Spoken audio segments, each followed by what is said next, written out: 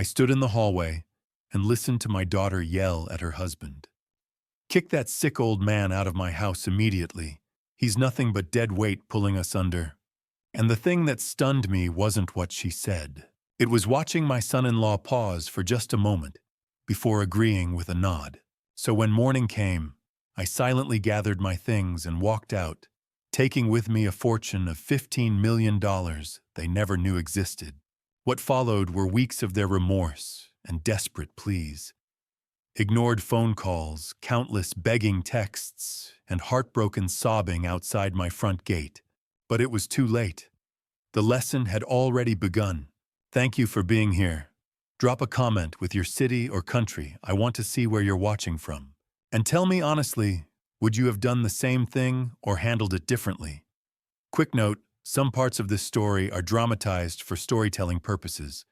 But the lesson about family, respect and boundaries is something we can all learn from. The folder sat in the passenger seat like a verdict. I kept glancing at it as I drove, crisp white paper, Dr. Martinez's letterhead visible through the clear plastic sleeve. Moderate heart failure. Manageable with medication and lifestyle changes. Life expectancy 15 to 20 years with proper care. 15 to 20 years. I was 63. That meant I could make it to 80, maybe 83 if I did everything right. It wasn't a death sentence. It was a roadmap. But I knew driving north on Scottsdale Road, the late afternoon sun turning the desert mountains amber, that the numbers wouldn't matter to Jessica. She'd hear heart failure and start doing math of a different kind. I turned into DC Ranch past the guardhouse with its terracotta roof and perfectly trimmed oleander bushes. 3 years I'd lived here. 3 years of paying $3,500 a month in cash, helping with the kids, keeping my head down in the guest bedroom that used to be Derek's home office. Jessica's white Lexus sat in the driveway, parked at a slight angle like she'd been in a hurry. I pulled in beside it and sat for a moment, hands on the wheel, staring at the house. Mediterranean style. 4 bedrooms. Pool in back. The kind of place that screamed new money, even though Derek and Jessica were stretching to afford it. I grabbed the folder and headed inside. The smell of rosemary and garlic hit me first. Something in the oven, probably chicken. Isabella's backpack was dumped by the stairs, one sneaker kicked off in the entryway. From somewhere upstairs, I could hear Liam's voice, high and bright, narrating some imaginary battle with his action figures. Normal, domestic. Safe. I set my keys on the console table. "Dad," Jessica's voice came from the kitchen. "That you?" "Yeah." I found her at the island chopping vegetables with sharp, efficient movements. She didn't look up. "Then how'd the appointment go?" I set the folder on the counter. "Not great." That got her attention. She glanced at the folder, then at me, her knife pausing mid-cut. "What did he say?" "Moderate heart failure. He wants me on new medication, some lifestyle changes." For a moment, something flickered in her eyes, concern maybe, or calculation, but it was gone before I could read it. "That's concerning," she said. Then almost immediately, "Is it genetic? Should I get checked? Not are you okay? Not what do you need? Is it genetic?" "He didn't say. I can ask." She went back to chopping. "Well, you'll just have to follow doctor's orders, I guess." Behind her, Derek came through the sliding door from the backyard, wiping his hands on his shorts. He'd been cleaning the pool filter, a weekend chore he never managed to finish before dark. "Hey, Thomas, everything okay?" Jessica answered before I could. "He's got a heart thing. Moderate failure. He'll be fine if he takes his pills." Derek's face shifted, brief concern, then uncertainty, like he wasn't sure what emotion he was supposed to perform. "Oh, wow, I'm sorry, man. That's rough." "It's manageable," I said. "Good. Yeah, good." He grabbed a beer from the fridge. Didn't offer me one. Jessica turned toward the dining room. "Kids, Dinner in 5. We ate at the table like we always did. Jessica at one end, Derek at the other, me across from the kids. Liam chattered about his day at school, something about a lizard on the playground. Isabella was quieter, watching me with those big, serious eyes. "Grandpa, are you sick?" Jessica's fork paused halfway to her mouth. "I'm okay, sweetheart," I said gently. "Just gotta take better care of myself." "You promise?" "I promise." She nodded but didn't look convinced. Jessica cleared her throat. "Bella, finish your chicken." The rest of dinner passed in near silence. Jessica scrolled through her phone between bites. Derek ate mechanically, eyes distant. I pushed food around my plate and felt the weight of the folder still sitting on the kitchen counter. After dessert store-bought cookies Jessica didn't bother plating, I helped clear the table. Derek stood by the sink, loading the dishwasher with the distracted efficiency of someone whose mind was already somewhere else. I reached into my pocket and pulled out the envelope. $3,500. Cash. Same as every month for the last 3 years. I held it out to Derek. "Here." He glanced at it, then took it without meeting my eyes. Didn't count it. Didn't say thank you. Just folded it in half and shoved it into his back pocket. Jessica watched from the doorway, arms crossed, her expression unreadable. For a second, our eyes met, and I saw at the flicker of something cold and appraising, like she was doing math in her head, and I wasn't adding up the way I used to. Then she turned and walked upstairs. Derek mumbled something about putting the kids to bed and followed her. I stood alone in the kitchen, the hum of the refrigerator and the distant sound of running water filling the silence. By 9, the house was quiet. Liam and Isabella were asleep. Derek and Jessica had retreated to their bedroom at the end of the hall. I sat in the armchair in my room, still fully dressed, staring at the diagnosis folder on the nightstand. Moderate heart failure. 15 to 20 years. I should have felt relieved. It could have been worse. But all I could think about was the look on Jessica's face when I'd handed Derek the envelope. That cold, appraising calculation, like I was a line item in a budget that no longer made sense. From somewhere down the hall I heard voices, muffled at first, then rising. I stood slowly and moved toward my door. The hallway was darker than I remembered. I stood just outside my door, one hand resting on the doorframe, the other hanging loose at my side. The overhead light had clicked off on its timer an hour ago. Now only the thin amber glow leaking from beneath Jessica and Derek's door gave any shape to the space. My heart was doing that thing again, the irregular flutter Dr. Martinez had warned me about. Avoid stress. Stay calm. Take your medication. I should have gone back into my room. Close the door. Let whatever was happening behind theirs stay behind theirs. But Jessica's voice, sharp and rising, pulled me forward instead. I took 3 careful steps. The floorboards knew to stay quiet. I'd learned their rhythms over 3 years. My palm found the cool plaster wall. I leaned in. "We need to talk about my father."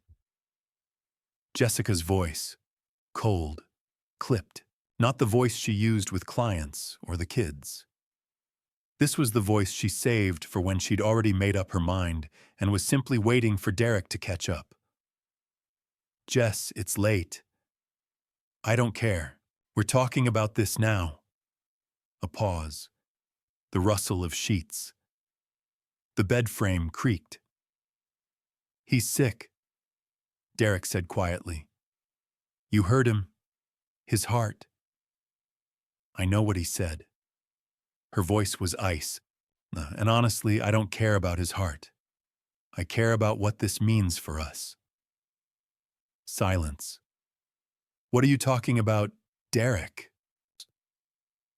She exhaled sharply like she was summoning patience she didn't have.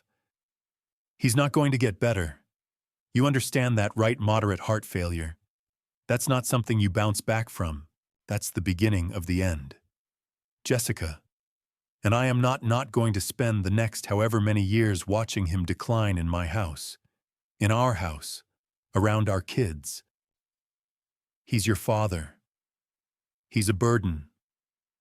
The word came out flat and final, and I want him gone. I felt something cold settle in my chest, colder than the diagnosis, colder than anything Dr. Martinez had said.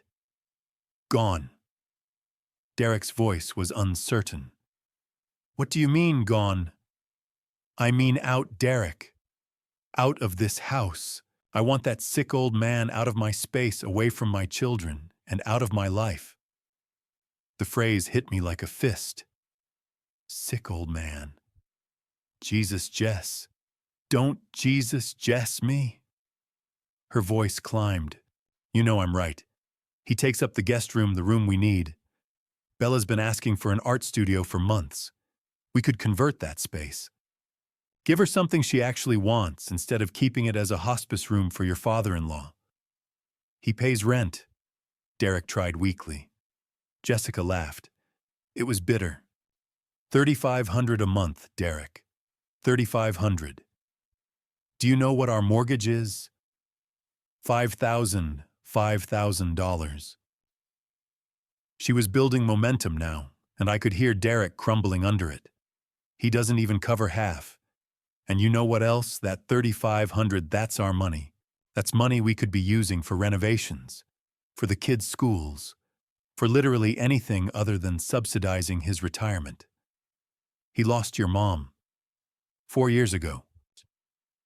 Jessica's voice turned sharp. 4 years, Derek. At some point you have to move on. But not him.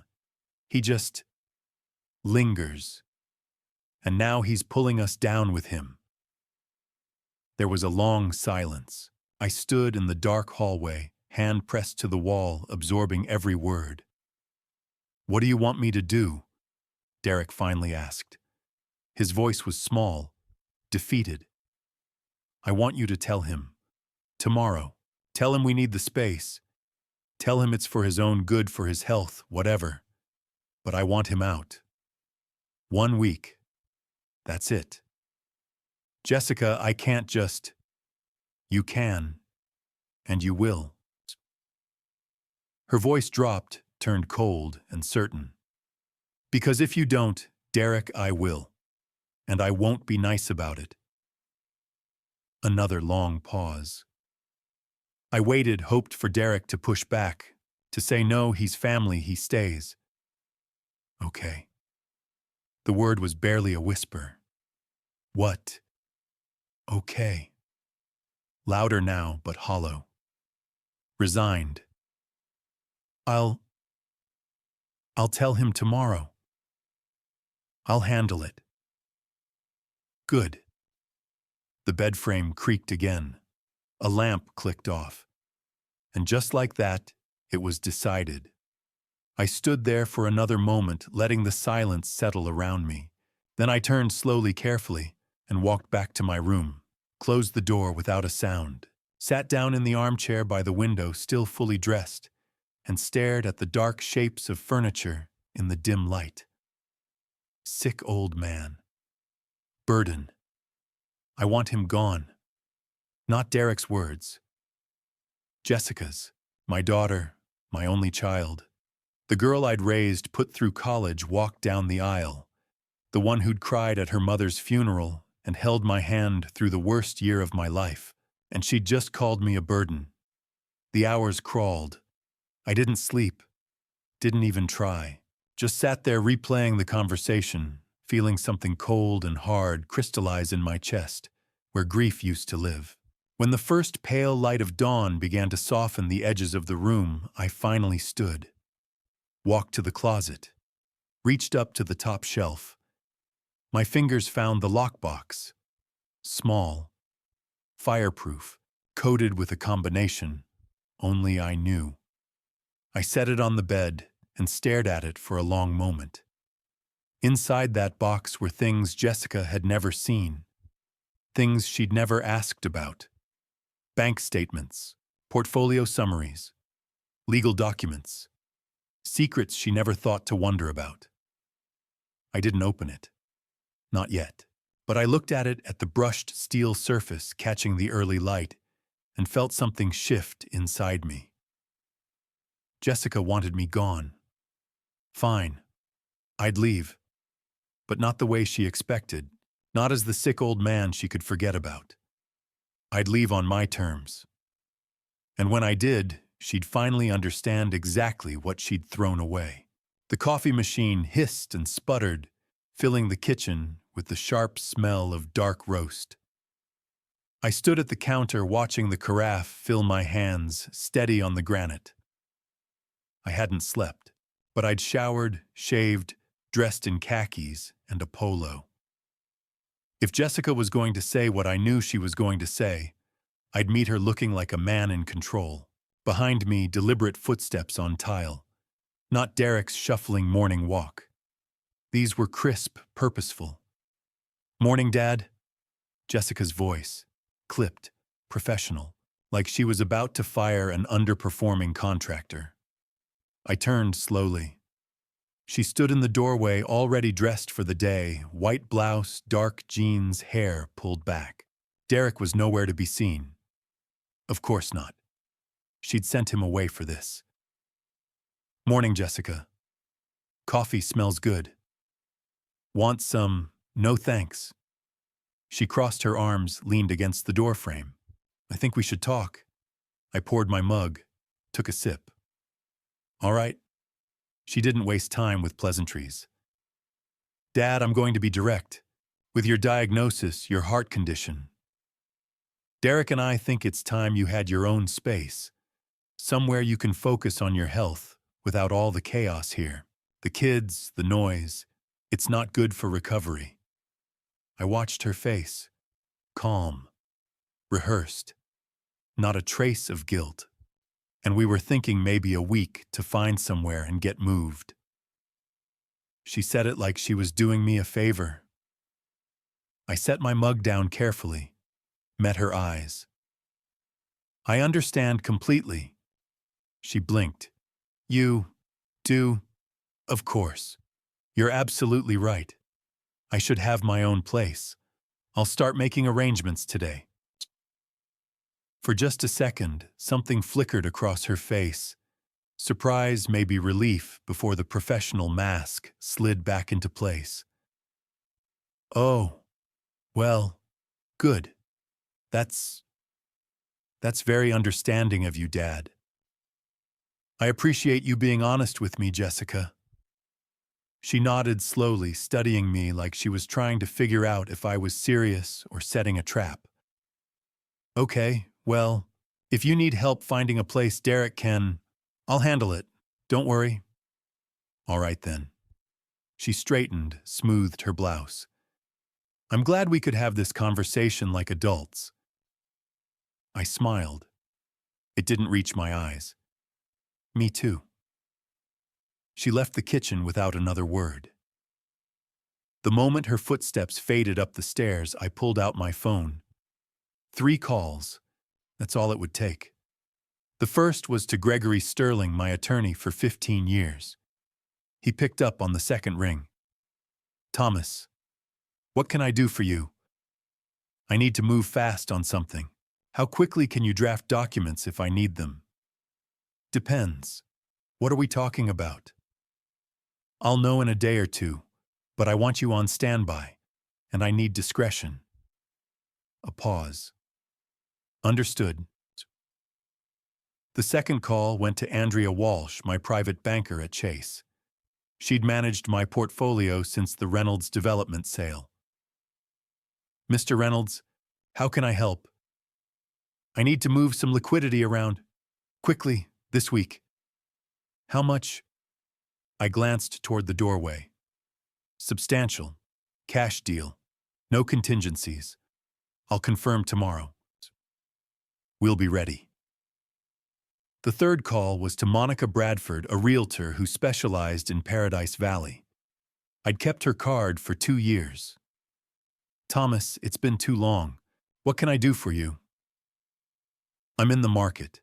Paradise Valley. 3-bed, 2.5-bath minimum. Single story. Quiet lot. Mountain views if possible. Budget.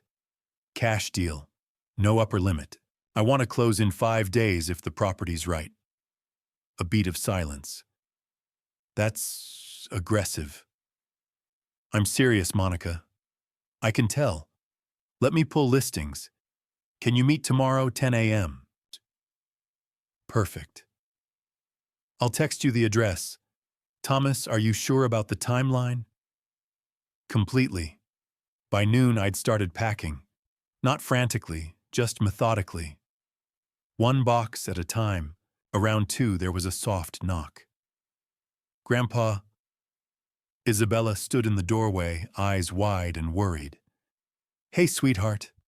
I set down the book I'd been wrapping. What's up? Are you leaving? I knelt down to her level.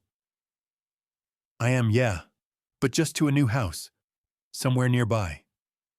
Why? Her voice was so small. Did we do something wrong? The question hit harder than Jessica's words had. No, Bella, you didn't do anything wrong. I promise. Then why are you going? Sometimes grown-ups need their own space. It's not about you or Liam. It's just something I need to do. She nodded, blinking back tears, and hugged me fiercely. I held her for a long moment. When she left, I stood alone in the half-packed room, jaw tight. That night, after Jessica and Derek had gone to bed, I sat in the armchair and opened the lockbox. Inside, bank statements, portfolio summaries, legal documents. The full picture of everything I'd built, everything I'd hidden. I pulled out the most recent statement, ran my finger down the columns. A cold smile tugged at my mouth. She thought I was a burden. She thought $3,500 a month wasn't enough. She had no idea. I closed the box, locked it. Tomorrow I'd see the house in Paradise Valley. And if Monica was right, if I could close in 5 days, this would all be over by the end of the week. I checked my phone. 1 week. That's all I needed. I'm very serious, I whispered to the empty room. And for the first time in 3 years, I felt like I was finally in control. Paradise Valley sits between Scottsdale and Phoenix like a secret. You can drive right past it without knowing it's there. No strip malls, no billboards, no chain restaurants. Just low-slung walls, gated drives, and the kind of quiet that only serious money can buy. Old money. The kind that doesn't need to announce itself. This wasn't DC Ranch with its HOA drama and Lexus lease payments. This was where Arizona's original developers and resort magnates had built their compounds back in the 60s, back when the desert was still wild and land was cheap if you knew where to look. Monica's silver Mercedes pulled up at exactly 10 a.m., and I climbed in with nothing but my phone and my checkbook. "Ready to find your next home?" she asked. "Ready." We drove north past manicured golf courses and adobe walls hiding estates you could only glimpse from the air. She handed me a folder with 3 listings, but I'd already seen the one I wanted online last night. "This first one is special," she said, turning onto a quiet street lined with Palo Verde trees. "Just listed 2 days ago. Motivated sellers." The house sat on a corner lot, at the end of a cul-de-sac surrounded by desert landscaping that looked effortless but cost a fortune to maintain. Smooth stucco exterior, flat roofline, floor-to-ceiling windows facing east toward Camelback Mountain. Modern desert architecture. Understated. Elegant. Monica unlocked the front door and stepped aside. The entry opened into a great room with 20-foot ceilings and walls of glass that framed the mountain like a painting. Polished concrete floors. The kitchen tucked to the left, white quartz and stainless steel island big enough to host Thanksgiving. 3 bedrooms, 2.5 baths. A casita off the back courtyard. Mature landscaping. a private lot with no neighbors staring in. 650,000, Monica said. Priced fairly, but there's room to negotiate. I'll take it. She blinked. You want to make an offer? No. I want to buy it. Asking price. All cash. No contingencies. For a moment, she just stared. Thomas, are you sure? Don't you want to see the other listings? Maybe bring your family. I'm sure. She studied my face, then slowly nodded. All right. Let me make some calls. While Monica stepped outside, I walked through the house again. Let myself imagine it. Morning coffee in that kitchen. Reading by the windows with the mountain turning pink at dawn. A place that was mine. Fully mine. Not a guest room in someone else's house. Mine. I stood in the master bedroom and pulled out my phone. Opened my banking app. Looked at the balance I hadn't shown anyone in 5 years. $15,347,612. I'd built it carefully. The way I'd built everything. Reynolds Development Corporation started in 1985 with a duplex in Mesa. Helen and I fixed it up ourselves nights and weekends, painting and patching and saving every penny. We bought another, then a fourplex, then a small apartment complex. By the time Jessica was in high school, we owned 6 properties, and I'd started developing commercial projects, retail strips, office parks, the kind of unglamorous real estate that generated steady cash flow and appreciated quietly.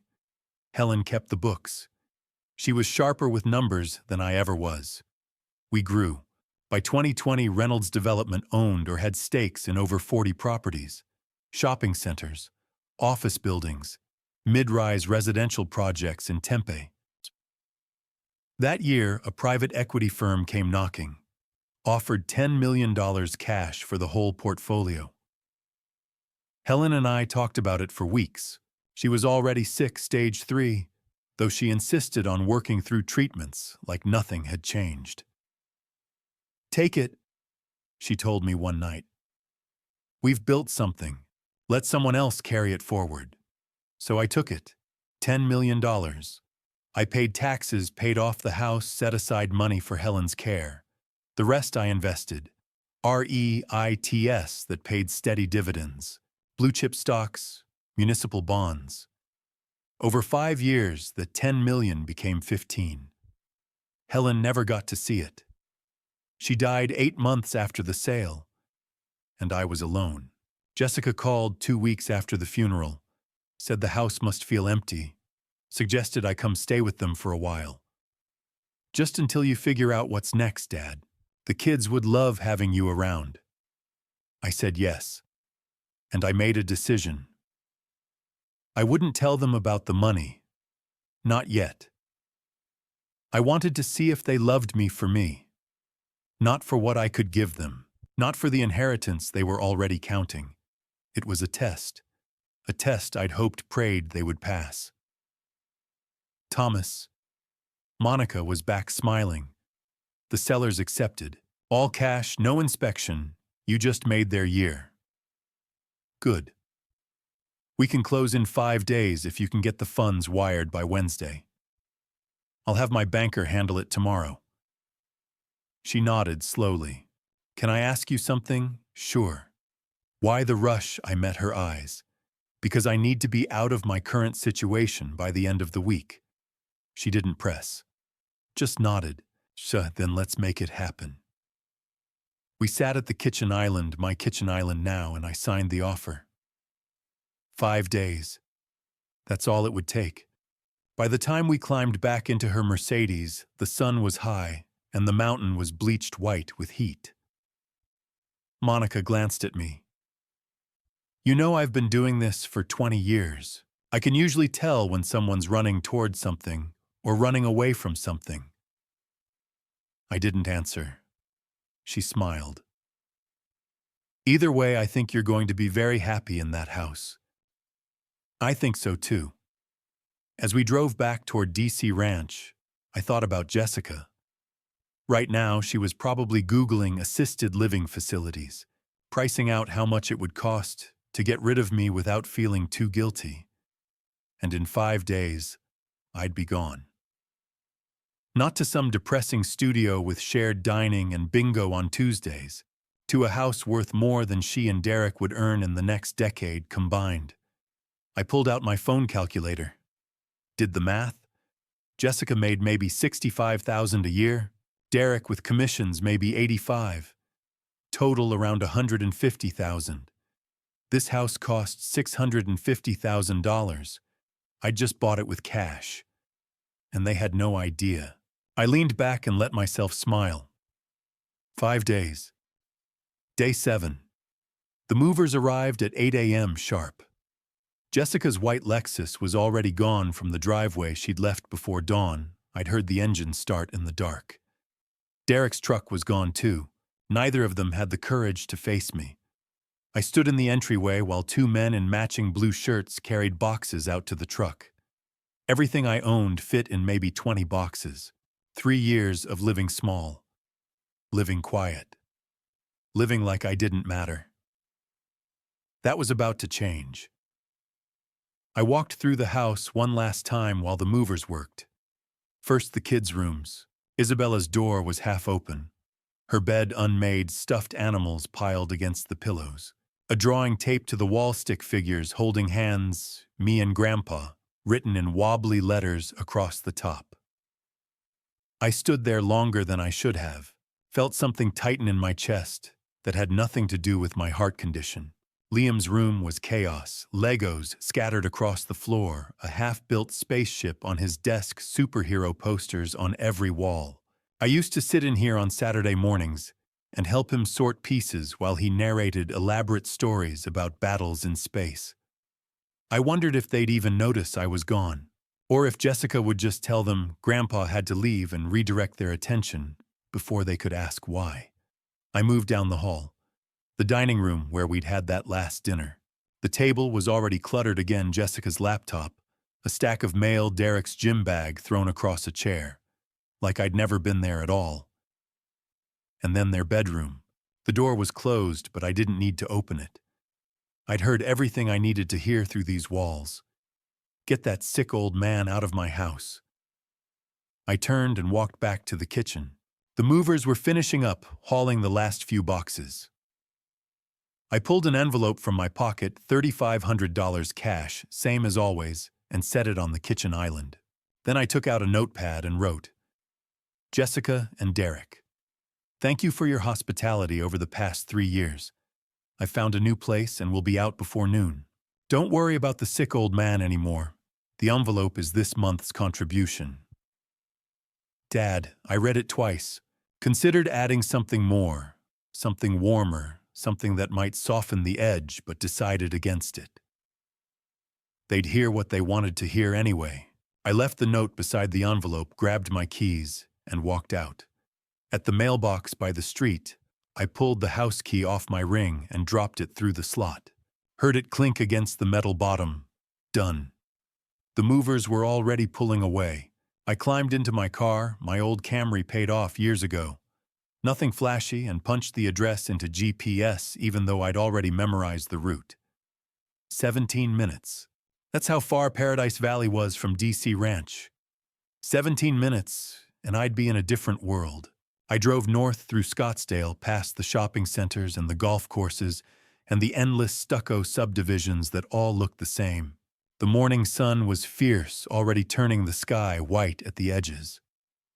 When I turned onto my street, the tension I'd been holding for 7 days started to loosen. Palo Verde trees, quiet pavement. No cars parked on the curbs because everyone here had 3-car garages. I pulled into the driveway of my house and stopped. My house, my gate, my address. Not a guest bedroom, not a temporary arrangement. Mine. The movers were already there, idling at the curb. I unlocked the front door and let them in, watched them carry boxes through the great room and down the hall to the bedrooms. It took less than an hour. When they finished, I handed the lead guy $500 cash as a tip. He blinked, looked at the bills, then back at me. "You sure, man?" "I'm sure. Thanks for making it easy." "Anytime. Good luck with the new place." They left and the house went quiet. I stood in my kitchen, and looked around. Boxes stacked against the wall. Furniture I'd need to arrange. A whole house to make my own. For the first time in 3 years, I had space. I found the box marked kitchen and dug through until I found the coffee maker. Plugged it in, filled the reservoir from the tap-scooped grounds into the filter. While it brewed, I walked to the windows and stared out at Camelback Mountain, dark and solid against the bright sky. Helen would have loved this view. I poured myself a mug, black no sugar, and stood at the island, letting the silence settle around me. No voices down the hall. No tension at the dinner table. No cold glances or calculations behind polite words. Just quiet. My phone buzzed in my pocket. I pulled it out.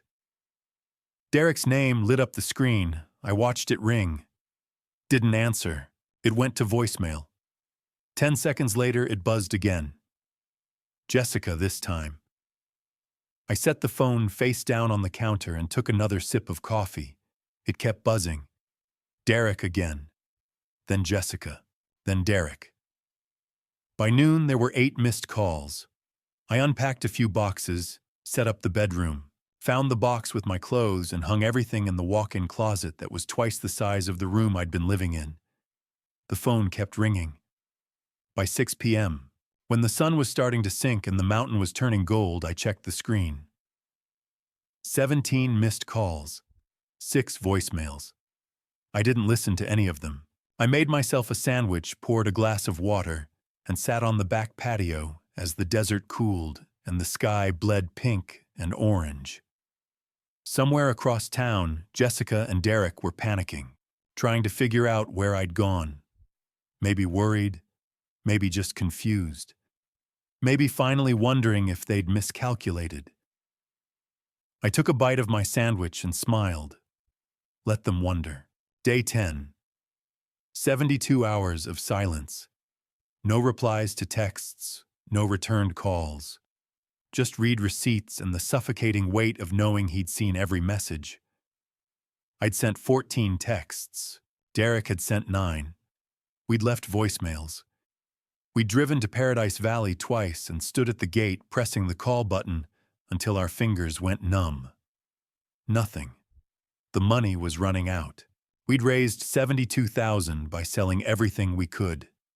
The truck, the Lexus, jewelry, furniture. We had 18 days left to come up with another $163,000 and no idea where it would come from.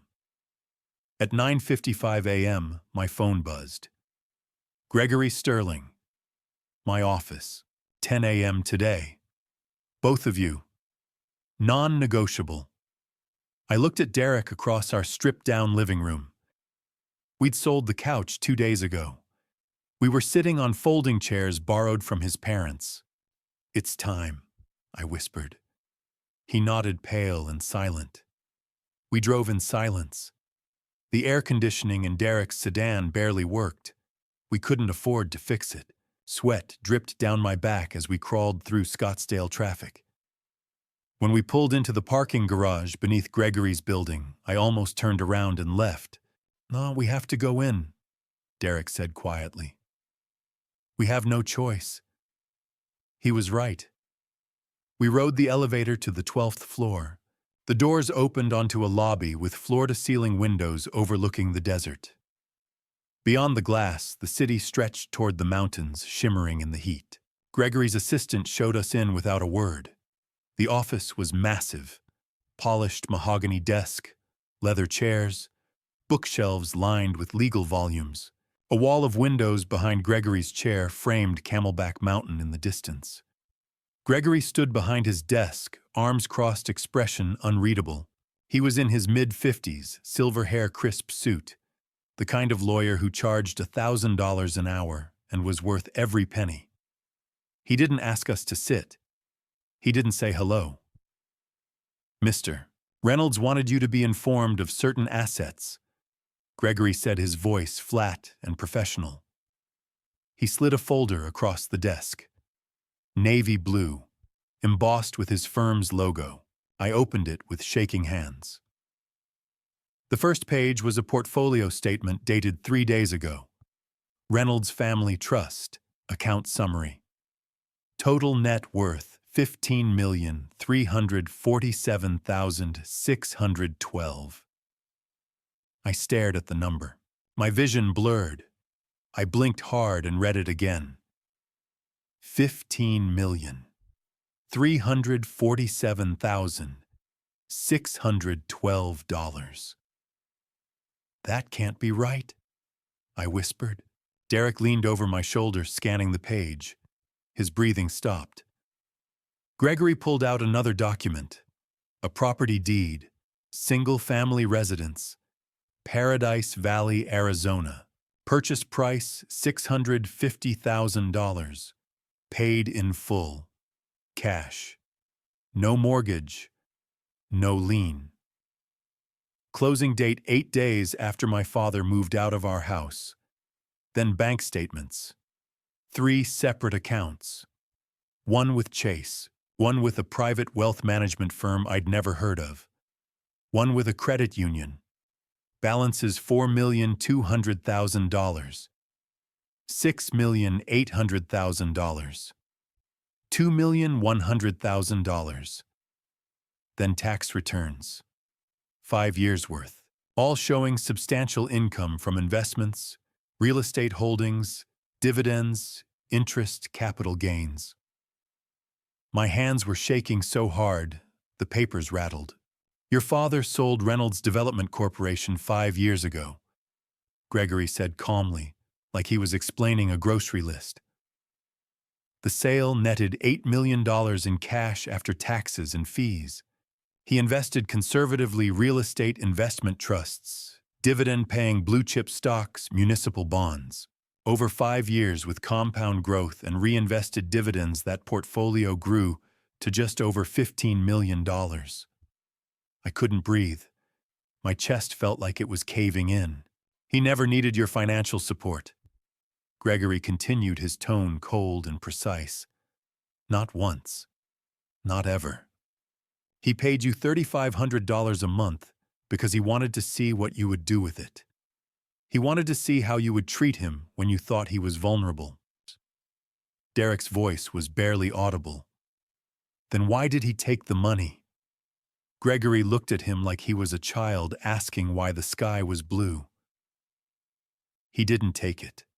You gave it, and he watched what you did with the fact that you thought he needed it. My hands were shaking so hard I dropped the folder. Papers scattered across the polished desk, fluttering to the floor. But the $3,500 every month, my voice broke. He said it was for rent, for household expenses. It was a test. Gregory said, his voice dropping lower, colder. He wanted to see if you loved him, or if you loved what you thought you'd inherit. He wanted to see if you'd care for him when he was sick and grieving, or if you'd see him as a burden the moment he became inconvenient. I felt Derek stiffen beside me. Gregory leaned forward, hands flat on the desk. You failed. The word hung in the air like a death sentence. No, I whispered. No, that's not fair. We thought... You thought he was poor, Gregory interrupted. You thought he was dependent on you. You thought you had leverage. You thought you were doing him a favor by letting him stay in your home. And the moment he became inconvenient, the moment his presence interfered with your plans, you threw him out. I opened my mouth, but no sound came. He heard every word you said that night, Jessica. My stomach dropped. Every single word. Derek made a strangled sound beside me.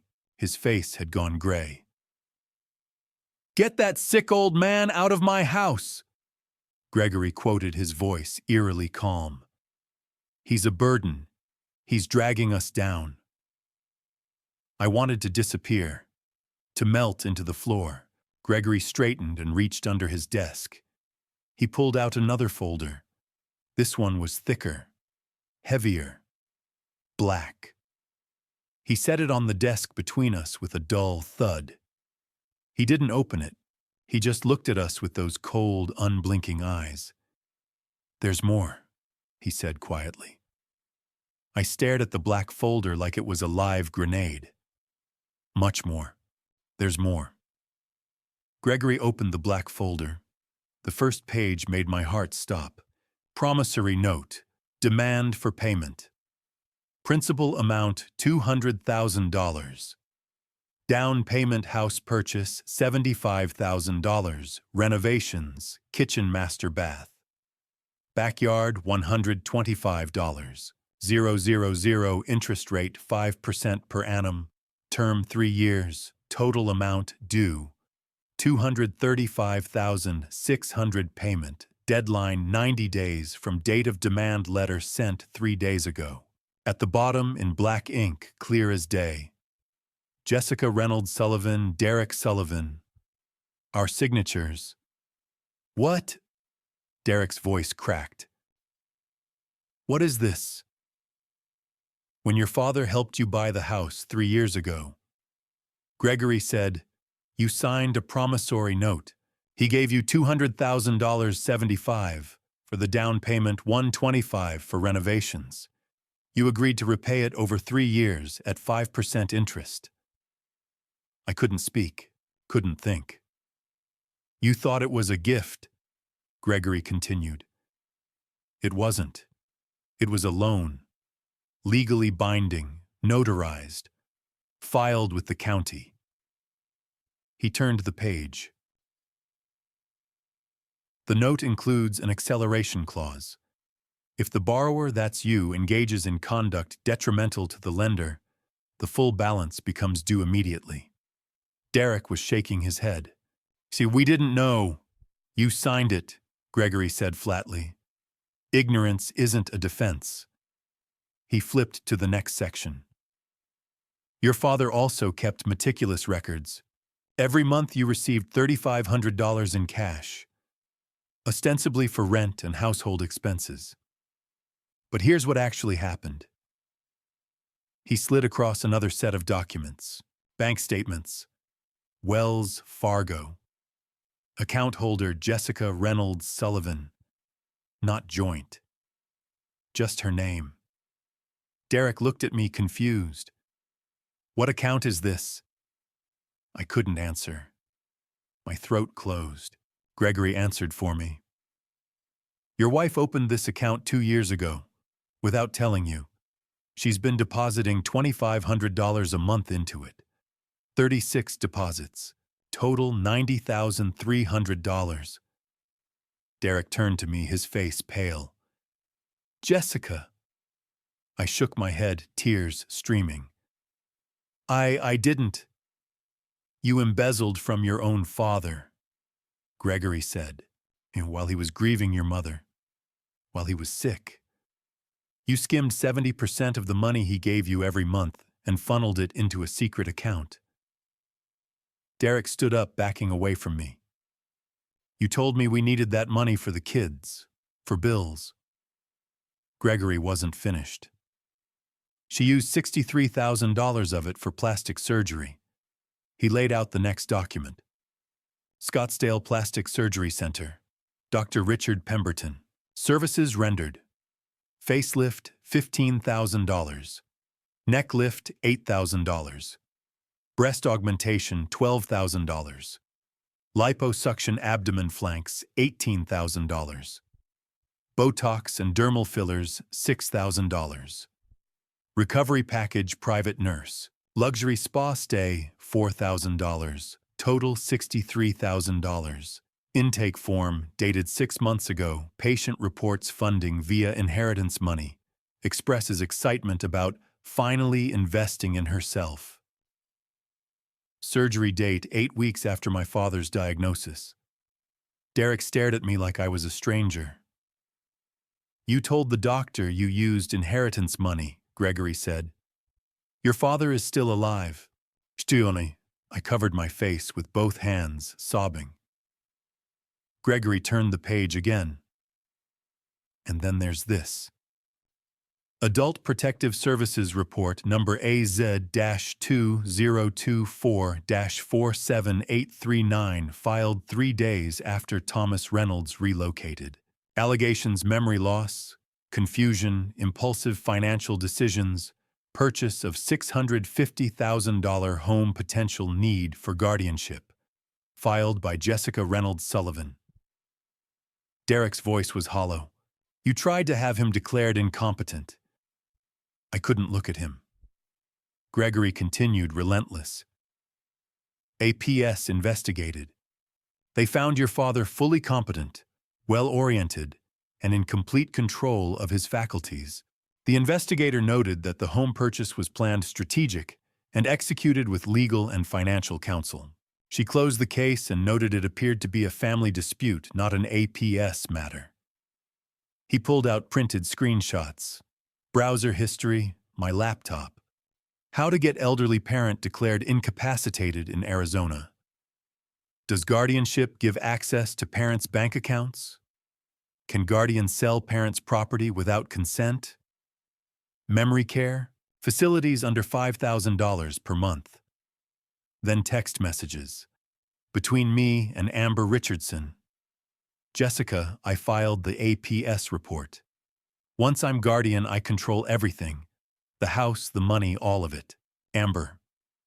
Isn't that a little extreme, Jessica? It's for his own good. Plus, the kids need college money more than he needs some luxury mansion.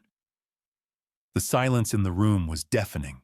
Derek turned to me, his face twisted with disgust and heartbreak. Who are you? I reached for him.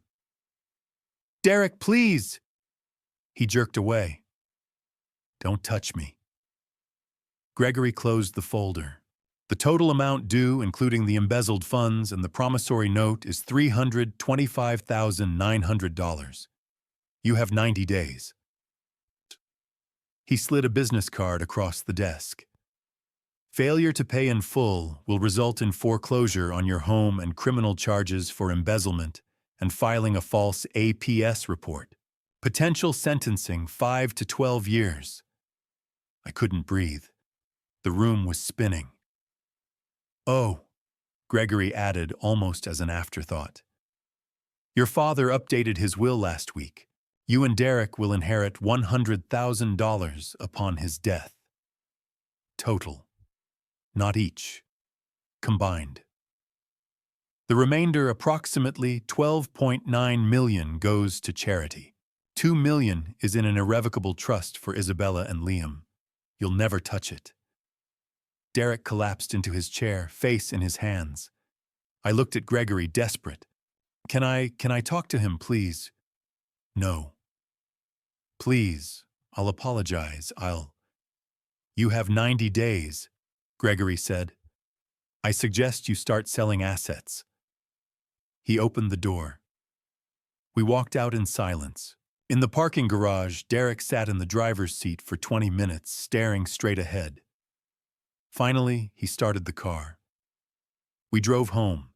87 days left, days 10 through 21. Jessica's dining room looked like a war room. Spreadsheets covered the table, printed columns of numbers, highlighted in yellow and pink, scribbled with notes in the margins. Every asset they owned, itemized. Every possible source of cash, calculated. Derek sat across from her laptop, open, running the math for the 4th time that hour. The truck, I can sell it for maybe $26,000, $27,000.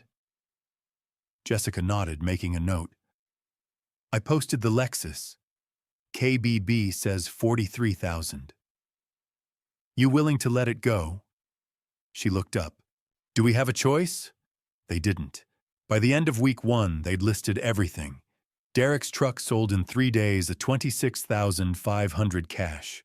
Jessica's Lexus took longer, but a buyer from Tucson offered $43,000 flat. They sold her jewelry. The nice stuff, her mother's ring, the diamond earrings Derek had given her for their 10th anniversary, $1,800 at a pawn shop. Furniture went next. The sectional, the dining set, a vintage credenza Jessica had refinished herself. Posted on Facebook Marketplace, sold to strangers who haggled over $50 discounts. By the end of week 2, they'd scraped together $72,000. They still needed $163,000 more. 76 days left. Derek sat at the kitchen island, staring at the Chase Bank pre-approval form. He'd filled it out 3 times, tweaking numbers. He hit submit. 2 days later, Andrew Kim called. "Derek, hey, I got your application." And a pause. The kind that tells you everything.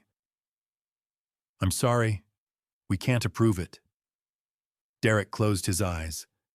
"Why not?" "There's already a lien on your property, $200,000. With that kind of encumbrance, we can't extend additional credit." "What if we—" "Derek." Andrew's voice was gentle but firm. "The numbers don't work. I'm sorry." Derek tried 3 more banks over the next week. Wells Fargo, Bank of America, a local credit union. Same answer every time. Existing lien. Insufficient equity. Denied. By week 3, the social fallout had started. Jessica was in Whole Foods when she saw Amber Richardson in produce. Amber had been her closest friend for years. Yoga, wine nights, endless text threads about Scottsdale gossip. Jessica waved, smiled. Amber looked right at her and walked the other way. Jessica stood there, hand still raised, frozen.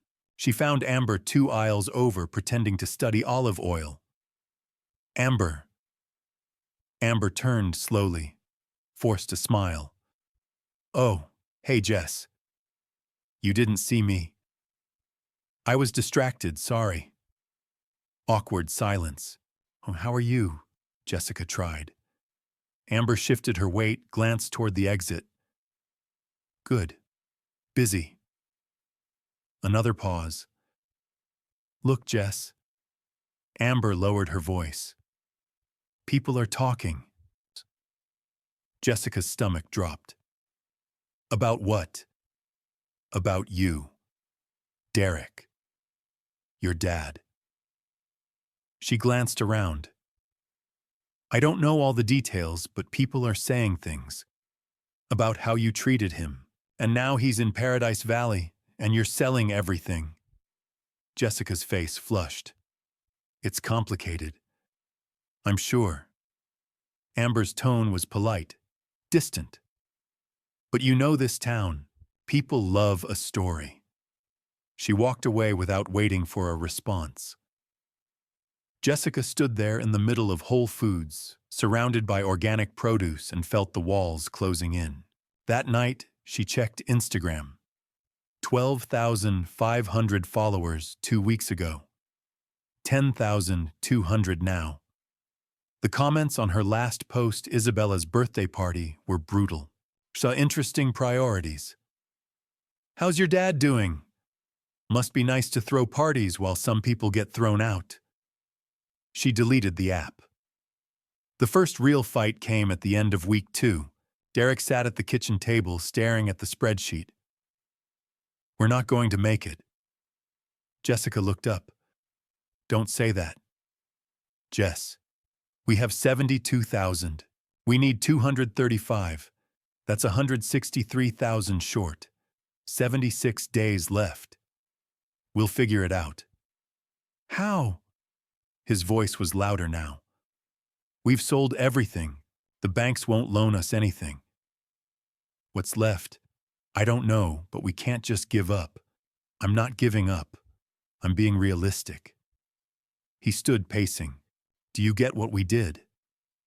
We threw out a sick old man, your father, because we didn't want him taking up space.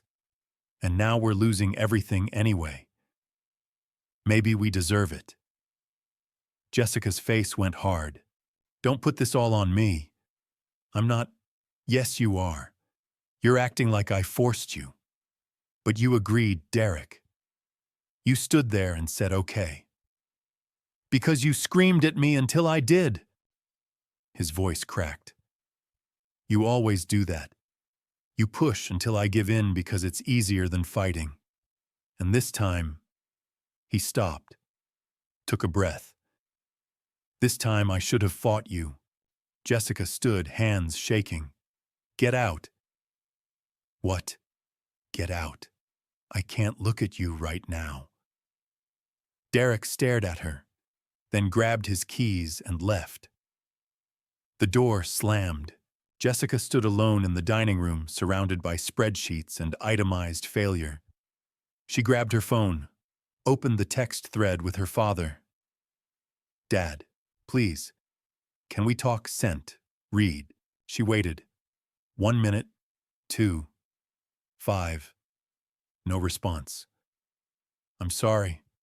I know I messed up. Please just talk to me. Read. Nothing. She called.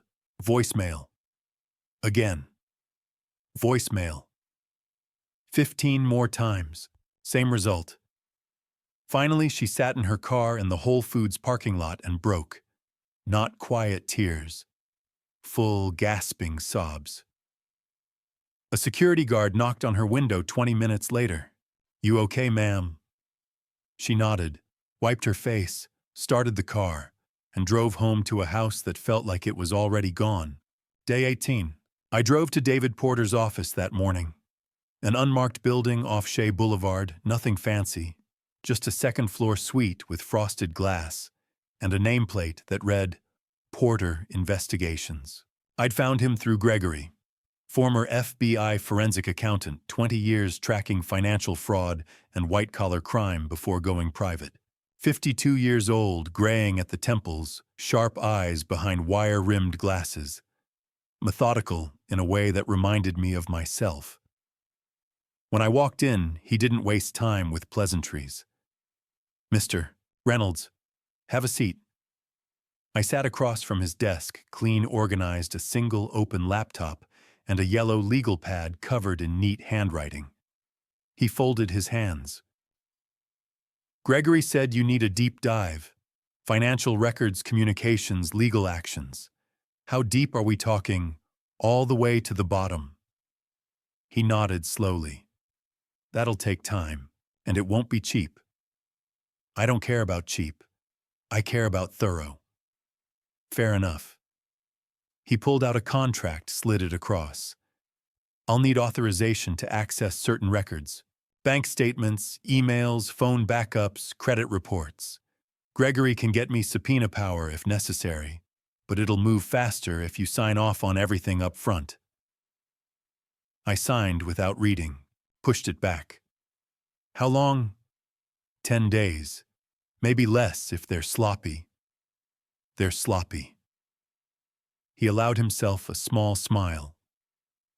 Then I'll have something for you by the end of the month. I stood, shook his hand. Find everything. I always do. Days 18 through 28 were the longest of my life. I stayed in the Paradise Valley house unpacking, slowly setting up routines. Morning coffee by the windows. Afternoon walks around the neighborhood past houses that cost more than most people made in a lifetime. Evenings on the patio watching the desert cool and the sky turn shades of pink and orange that never got old. I didn't answer calls. Didn't respond to texts. Didn't check the voicemails that piled up, 47 from Jessica, 32 from Derek, a handful from numbers I didn't recognize. I knew what they'd say. Apologies. Explanations. Bargaining. I didn't care. Instead, I waited. On day 22, my phone rang. David's name on the screen. I've got something. Can you come in? I'll be there in 20 minutes. I was there in 15. When I arrived, I saw 2 folders on his desk. One red, one black. Both thick. He gestured to the chair. I sat. Let's start with the red one, he said. He opened it slowly, like a lawyer presenting evidence. pulled out a stack of bank statements, neatly highlighted in yellow. Wells Fargo. Savings account opened 24 months ago. Sole account holder Jessica Reynolds Sullivan. Derek Sullivan is not listed as a joint owner or authorized user. As far as I can tell, he has no idea this account exists. I leaned forward, hands clasped. Go on. He slid the statements across to me. 36 deposits over the past 3 years. Every single one for exactly $2,500. Always within 2 to 3 days of the first of the month. I looked at the dates. The amounts. All identical. All perfectly timed. You were giving them $3,500 a month, David continued. She was routing $1,000 to their joint checking account for household expenses, mortgage, utilities, groceries. The other $2,500 went straight into this account. Every month, like clockwork. I did the math. $90,000. $90,300 to be exact. I stared at the numbers. 36 rows of $2,500. 3 years of taking my money I'd given in good faith money I thought was helping them stay afloat and hiding it. Oh, what's she spending it on? He pulled out another document. Thicker this time. Medical records. A consultation summary from Scottsdale Plastic Surgery Center Dr. Richard Pemberton's letterhead at the top. Initial consult 14 months ago. Follow-up appointments every 3 months since. She's been planning this for over a year. He slid the procedure list across to me. I read it slowly.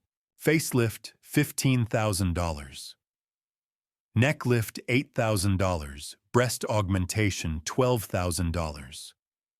Liposuction abdomen and thighs, $18,000.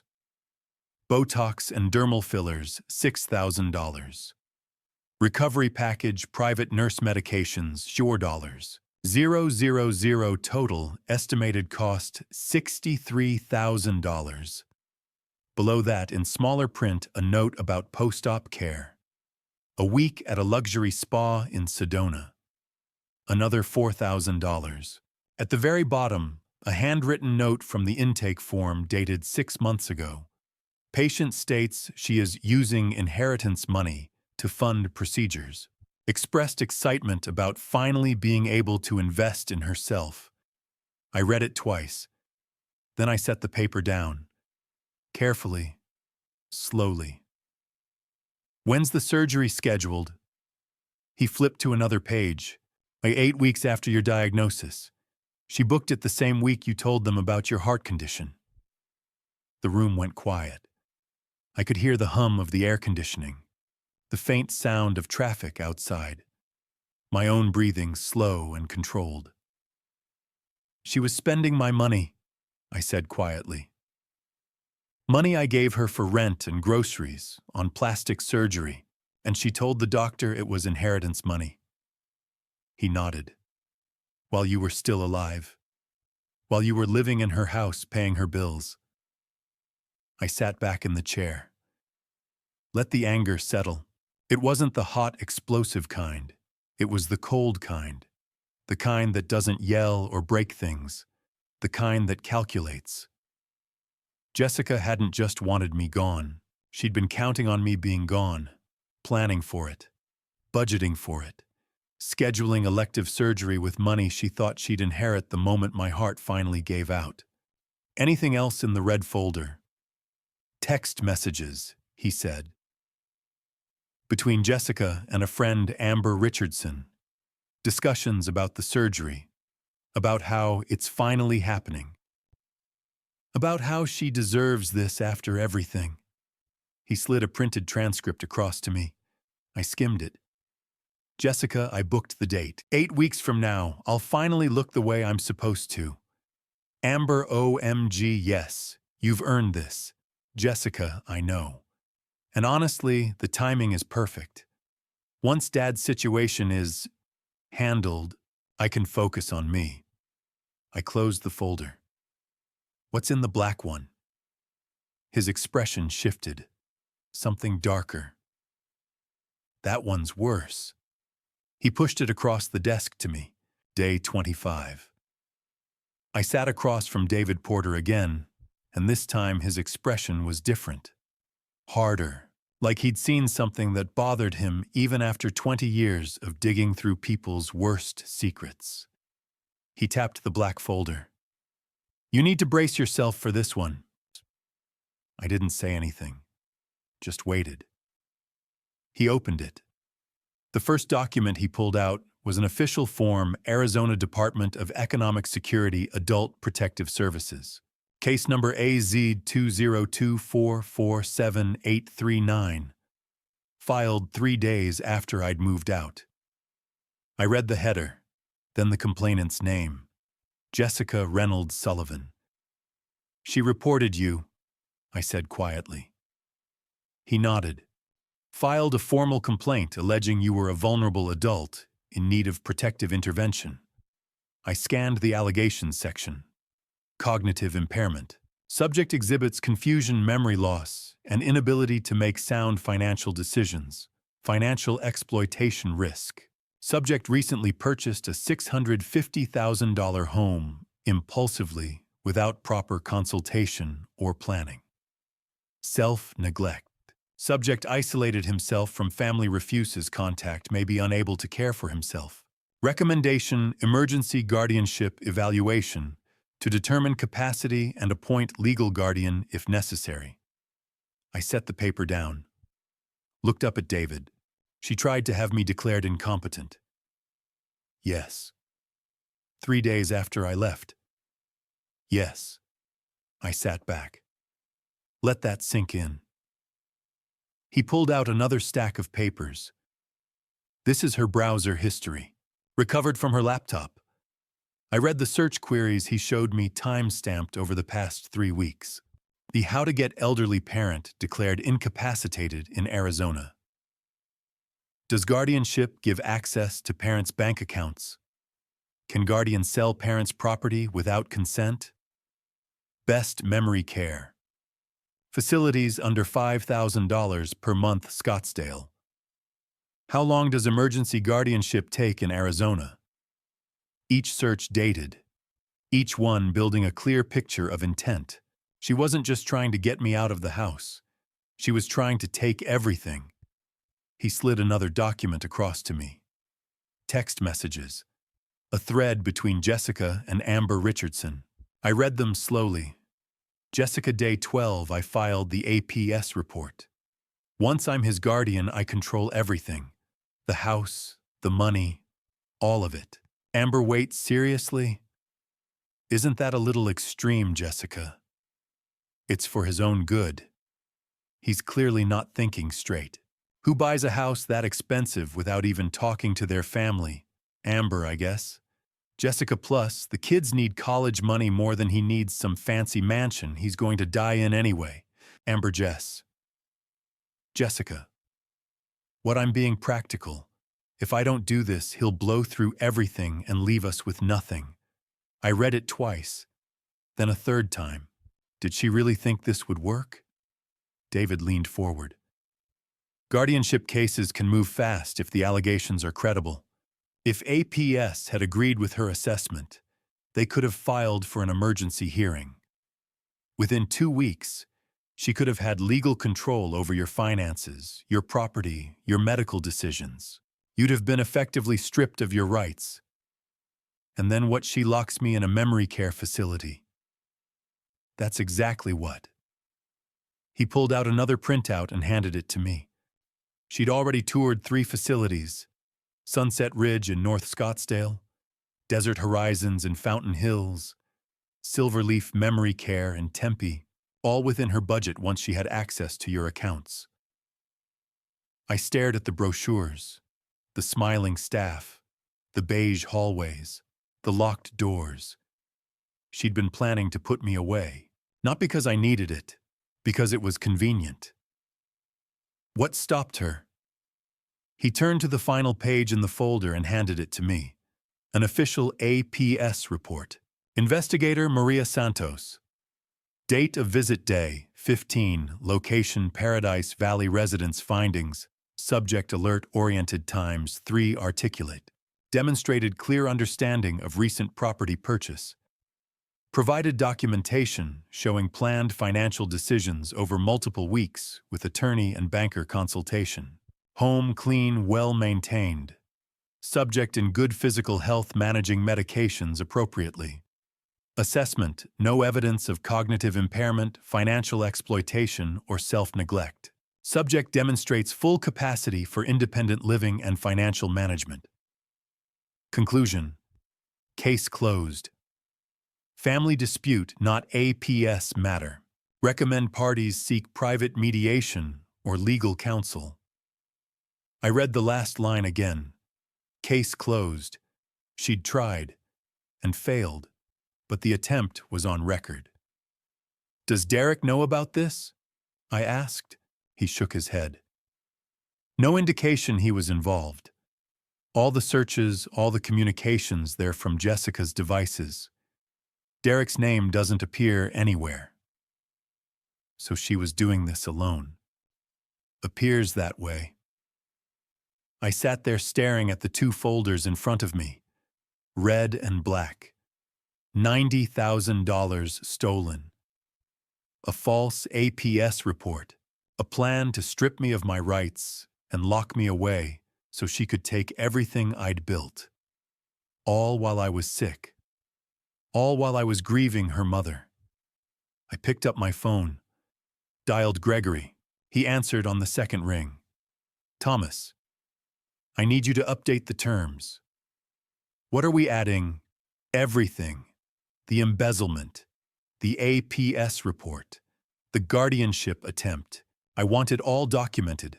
I want it in writing, and I want them to know I found it. There was a pause, then quietly. Are you sure? I'm sure. This is going to destroy her. She tried to destroy me first.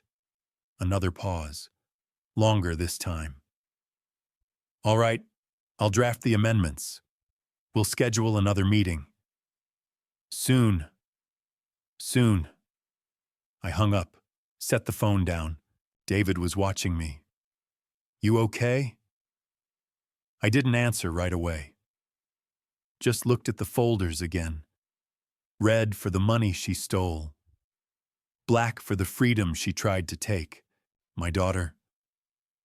I said slowly, stole $90,000 from me, lied to the authorities, and tried to have me locked up so she could take the rest. All of this while I was sick, while I was mourning her mother. I looked up at him. There's a level of cruelty I didn't know existed. Not in strangers, not in enemies. I paused. In family. He didn't respond, just nodded. I stood, gathered the folders. Thank you for your work. You going to be all right? I looked at him. I don't know yet. I walked out of the office, folders under my arm, and drove back to Paradise Valley. That night I sat alone in the great room, the folders open on the coffee table, a glass of bourbon untouched beside them. I thought about Helen, about what she'd say if she could see this. She'd be heartbroken. But she'd also tell me to protect myself. So that's what I was going to do. Day 31. I arrived at Gregory Sterling's office an hour early. Told him I wanted to watch, wanted to see their faces when they walked in, and realized what was waiting for them. He'd set it up perfectly. 2 folders on his desk, red and black. The glass walls framing the desert. The polished surface reflecting the morning light. I stood in the hallway outside his office door, cracked just enough to see through. Gregory had positioned himself so I'd have a clear view of the chairs where Jessica and Derek would sit. At 10 a.m., I heard the elevator chime. Watched them step out into the reception area. Jessica looked like she'd aged 5 years in 3 weeks. Face-drawn makeup, failing to hide the dark circles under her eyes. Derek's shoulders were slumped, his shirt wrinkled like he'd slept in it. They thought they were here to negotiate the debt. They had no idea what was coming. Gregory greeted them at the door, gestured to the chairs. They sat. I watched through the gap, hand on the door frame, barely breathing. "Thank you for coming," Gregory said. His tone was professional, neutral. "Before we discuss any potential terms regarding the promissory note, there are some additional matters we need to address." Jessica leaned forward slightly. "Additional matters." I watched Gregory reach for the red folder, open it slowly, pull out the Wells Fargo bank statements and slide them across the desk. Jessica stared at them. Her face went pale. "These are from a savings account in your name," Gregory said. "Opened 24 months ago. 36 deposits over 3 years each for $2,500. Total $90,300. Derek leaned over to look. His brow furrowed. "What account? You're not listed on it," Gregory said. "Jessica is the sole account holder." Derek turned to look at his wife. "Jess." She didn't meet his eyes. It's my savings account." "Savings." Gregory's tone didn't change. "Let's be precise. Your father-in-law provided $3,500 per month in cash for 3 years. You deposited it into your joint account. Then you systematically transferred $2,500 of it, 71%, into this private account. That's not savings. That's embezzlement." I watched her face crumble. Watched Derek's confusion turn to shock. Gregory pulled out the next document. Medical records, consultation summary, procedure breakdown, slid it across. Jessica's hands started shaking. Derek picked it up, read the header. I watched his face go from confused to shocked to something darker. "Scottsdale Plastic Surgery Center," he read aloud. "Dr. Richard Pemberton. Consultation for..." He trailed off, kept reading. His voice got quieter. "Facelift, breast augmentation, liposuction. Total cost $63,000. He looked up at Jessica, eyes wide. "What the hell is this?" She didn't answer. Gregory spoke instead. "The surgery was scheduled for 8 weeks after your father-in-law's diagnosis. The deposit, $15,000, was paid from the Wells Fargo account. The balance was to be paid in full the week of the procedure." Derek was still staring at his wife. "Ooh, you were planning plastic surgery with his money." "Derek, to $63,000. Jessica flinched. Gregory pulled out another page. "This is from the intake form, a note written by the doctor during the consultation." He read it aloud, slowly, clearly. "Patient states she is using inheritance money to fund procedures. Expressed excitement about finally being able to invest in herself." The silence that followed was suffocating. I watched Derek set the paper down like it burned his hands. Watched him turn to Jessica. "You told the doctor you were using inheritance money." "I didn't mean he wasn't even dead yet." Derek's voice was rising, shaking. "You were spending his money on plastic surgery and telling people it was your inheritance while he was still alive. While he was sick. It wasn't like that. Then what was it like?" "Jessica." I'd been standing in the hallway the entire time, listening, waiting for the right moment. This was it. I opened the door. Walked in slowly. Jessica and Derek both froze when they saw me. I closed the door behind me, walked to the empty chair at the head of the table, sat down, looked directly at my daughter. "So," I said quietly, "how did it feel?" Jessica's mouth opened, closed. No words came out. "Planning your surgery while I was mourning your mother.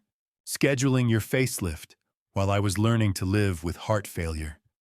Spending my money on Botox and liposuction while telling people it was your inheritance." My voice was calm, steady, but every word landed like a hammer. Your mother lost all her hair to chemo. She would have given anything to grow old naturally, to see her face wrinkle and her body change because it meant she was still alive. And you, I paused. Let the weight settle. When you stole from your sick father to erase the very signs of aging she would have treasured. Jessica's face crumpled. Tears started streaming down her cheeks, but she didn't make a sound. Derek looked like he'd been punched. I reached across the table, picked up the black folder, opened it, pulled out the APS report, set it in front of them. And then there's this. Derek picked it up, started reading. His lips moved silently at first, then audibly. Subject exhibits confusion and memory loss. Purchased a $650,000 home impulsively. Maybe unable to care for himself. He looked up at me, then at Jessica. Recommendation, emergency guardianship evaluation. His voice was shaking now. Not with anger, with something worse, horror. You filed a report with Adult Protective Services. Jessica was crying harder now, but still couldn't speak. Gregory pulled out the next document. Browser history. Handed it to Derek. Derek read it aloud, voice barely above a whisper. How to get elderly parent declared incapacitated in Arizona. Does guardianship give access to parents' bank accounts? So can guardian sell parents' property without consent? He set the paper down, looked at his wife like he'd never seen her before. You were trying to take everything. Jessica finally found her voice. I was trying to protect him. Protect him. Derek's voice exploded. You were trying to lock him up. You were going to put him in a memory care facility and take his house. To keep him safe. To keep his money. Derek stood up so fast his chair tipped backward and hit the floor with a crash. He grabbed the text messages, read them out loud, his voice shaking with rage. Once I'm his guardian, I control everything. The house, the money, all of it. He looked at her. The kids need college money more than he needs some fancy mansion he's going to die in anyway. Jessica was sobbing now, hands covering her face. Derek turned to me. His face was white. I didn't know. I swear to God, Thomas, I didn't know about any of this. I looked at him, studied his face. The shock was real. The horror was real. I believe you. He exhaled like he'd been holding his breath for hours. Then he turned back to Jessica. You were going to lock him in a care facility, strip him of his rights, take his money, put him away like he was garbage. Jessica couldn't answer, just kept crying. Derek's voice dropped. Quiet now. Cold. What kind of person does that? He looked at her for a long moment. Then he turned to Gregory. I want out. Comment 1. If you're still here, I need to know who's staying until the end. Quick note. This story blends real lessons with dramatized details. Not everything is literal. If that's not for you, feel free to exit now. But if you want to see what happens next, stay with me. I watched Derek standing there, chest heaving, staring at Jessica like she was a stranger. You were going to lock up your own father. His voice wasn't loud anymore. It was worse than that. It was cold, controlled, the kind of anger that's already made its decisions. Jessica couldn't look at him, couldn't look at me, just sat there with her hands over her face, shoulders shaking. Derek turned to me. I defended her. When people started talking, when Amber turned her back, when the social media comments got nasty, I defended her. I told myself maybe we'd made a mistake, but we'd fix it. He looked back at Jessica. But this isn't a mistake. This is criminal. Derek. Jessica's voice was barely audible. No. He cut her off. You don't get to explain this away. You stole $90,000. You planned to lock him in a memory care facility. You filed a false report with the state. You tried to strip him of his rights so you could take everything he built. He stepped closer to her chair, leaning down so she had to look at him. Your father gave us $126,000 over 3 years, paid for this house, helped with the kids, and you wanted to destroy him. Jessica was sobbing now, words coming out in broken fragments. I wasn't thinking. I panicked. I thought. You thought what? Derek's voice rose again. That you could steal from a sick old man, that you could lie to the government, that you could lock him away and nobody would notice. She didn't answer. Couldn't. Derek straightened, turned to me. His face was pale, but his eyes were clear. Thomas, I didn't know about any of this. The account, the surgery, the APS report. I swear to God I didn't know. I looked at him for a long moment, studied his face. The shock was real. The horror was real. I believe you. He exhaled like he'd been holding his breath. If you want to press charges against her, I'll testify. I'll tell them everything. Whatever you need. Gregory cleared his throat. Before we discuss criminal charges, let's review the updated terms. He pulled out a new document, set it on the desk. These are non-negotiable. If you refuse any part, or if you violate any condition, the criminal charges will be filed immediately. Jessica finally looked up, face streaked with tears and mascara. Gregory began reading. Financial obligations. Original promissory note $235,600. Embezzled funds $90,300. Total amount due $325,900. Payment deadline 60 days from today. Derek's face went gray. 60 days, we had 90. The timeline has been adjusted to reflect the severity of the additional offenses. Gregory continued. Criminal exposure. Embezzlement Class 4, felony 2 to 5 years. Filing a false APS report Class 6 felony up to 3 years. Attempted fraud via guardianship Class 5 felony up to 5 years. Total potential sentence 5 to 12 years in state prison. Jessica made a sound like a wounded animal. Signed confessions for all 3 offenses will be held in escrow. 1 violation of the terms, and they'll be filed with the county attorney's office. Derek sat down slowly, like his legs wouldn't hold him anymore. Estate changes. Mr. Reynolds's will has been permanently updated. Jessica and Derek Sullivan will inherit $100,000 total upon his death. Not each. Total. $2 million will be placed in an irrevocable trust for Isabella and Liam Sullivan, accessible when they turn 25. Jessica Sullivan will have no access, no control, and no say in the management of those funds. The remainder of the estate, approximately $12.9 million, will be distributed to charitable organizations. Gregory paused. Let that sink in. Therapy requirements.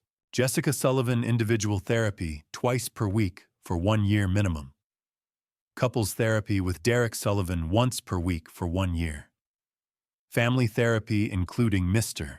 Reynolds twice per month contingent on his willingness to participate. Proof of attendance required monthly. He turned the page. Public accountability.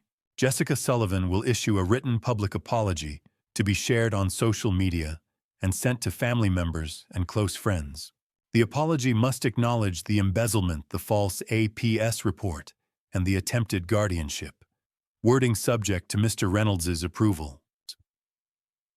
Jessica's hands were shaking so badly she had to grip the arms of her chair. Visitation with grandchildren.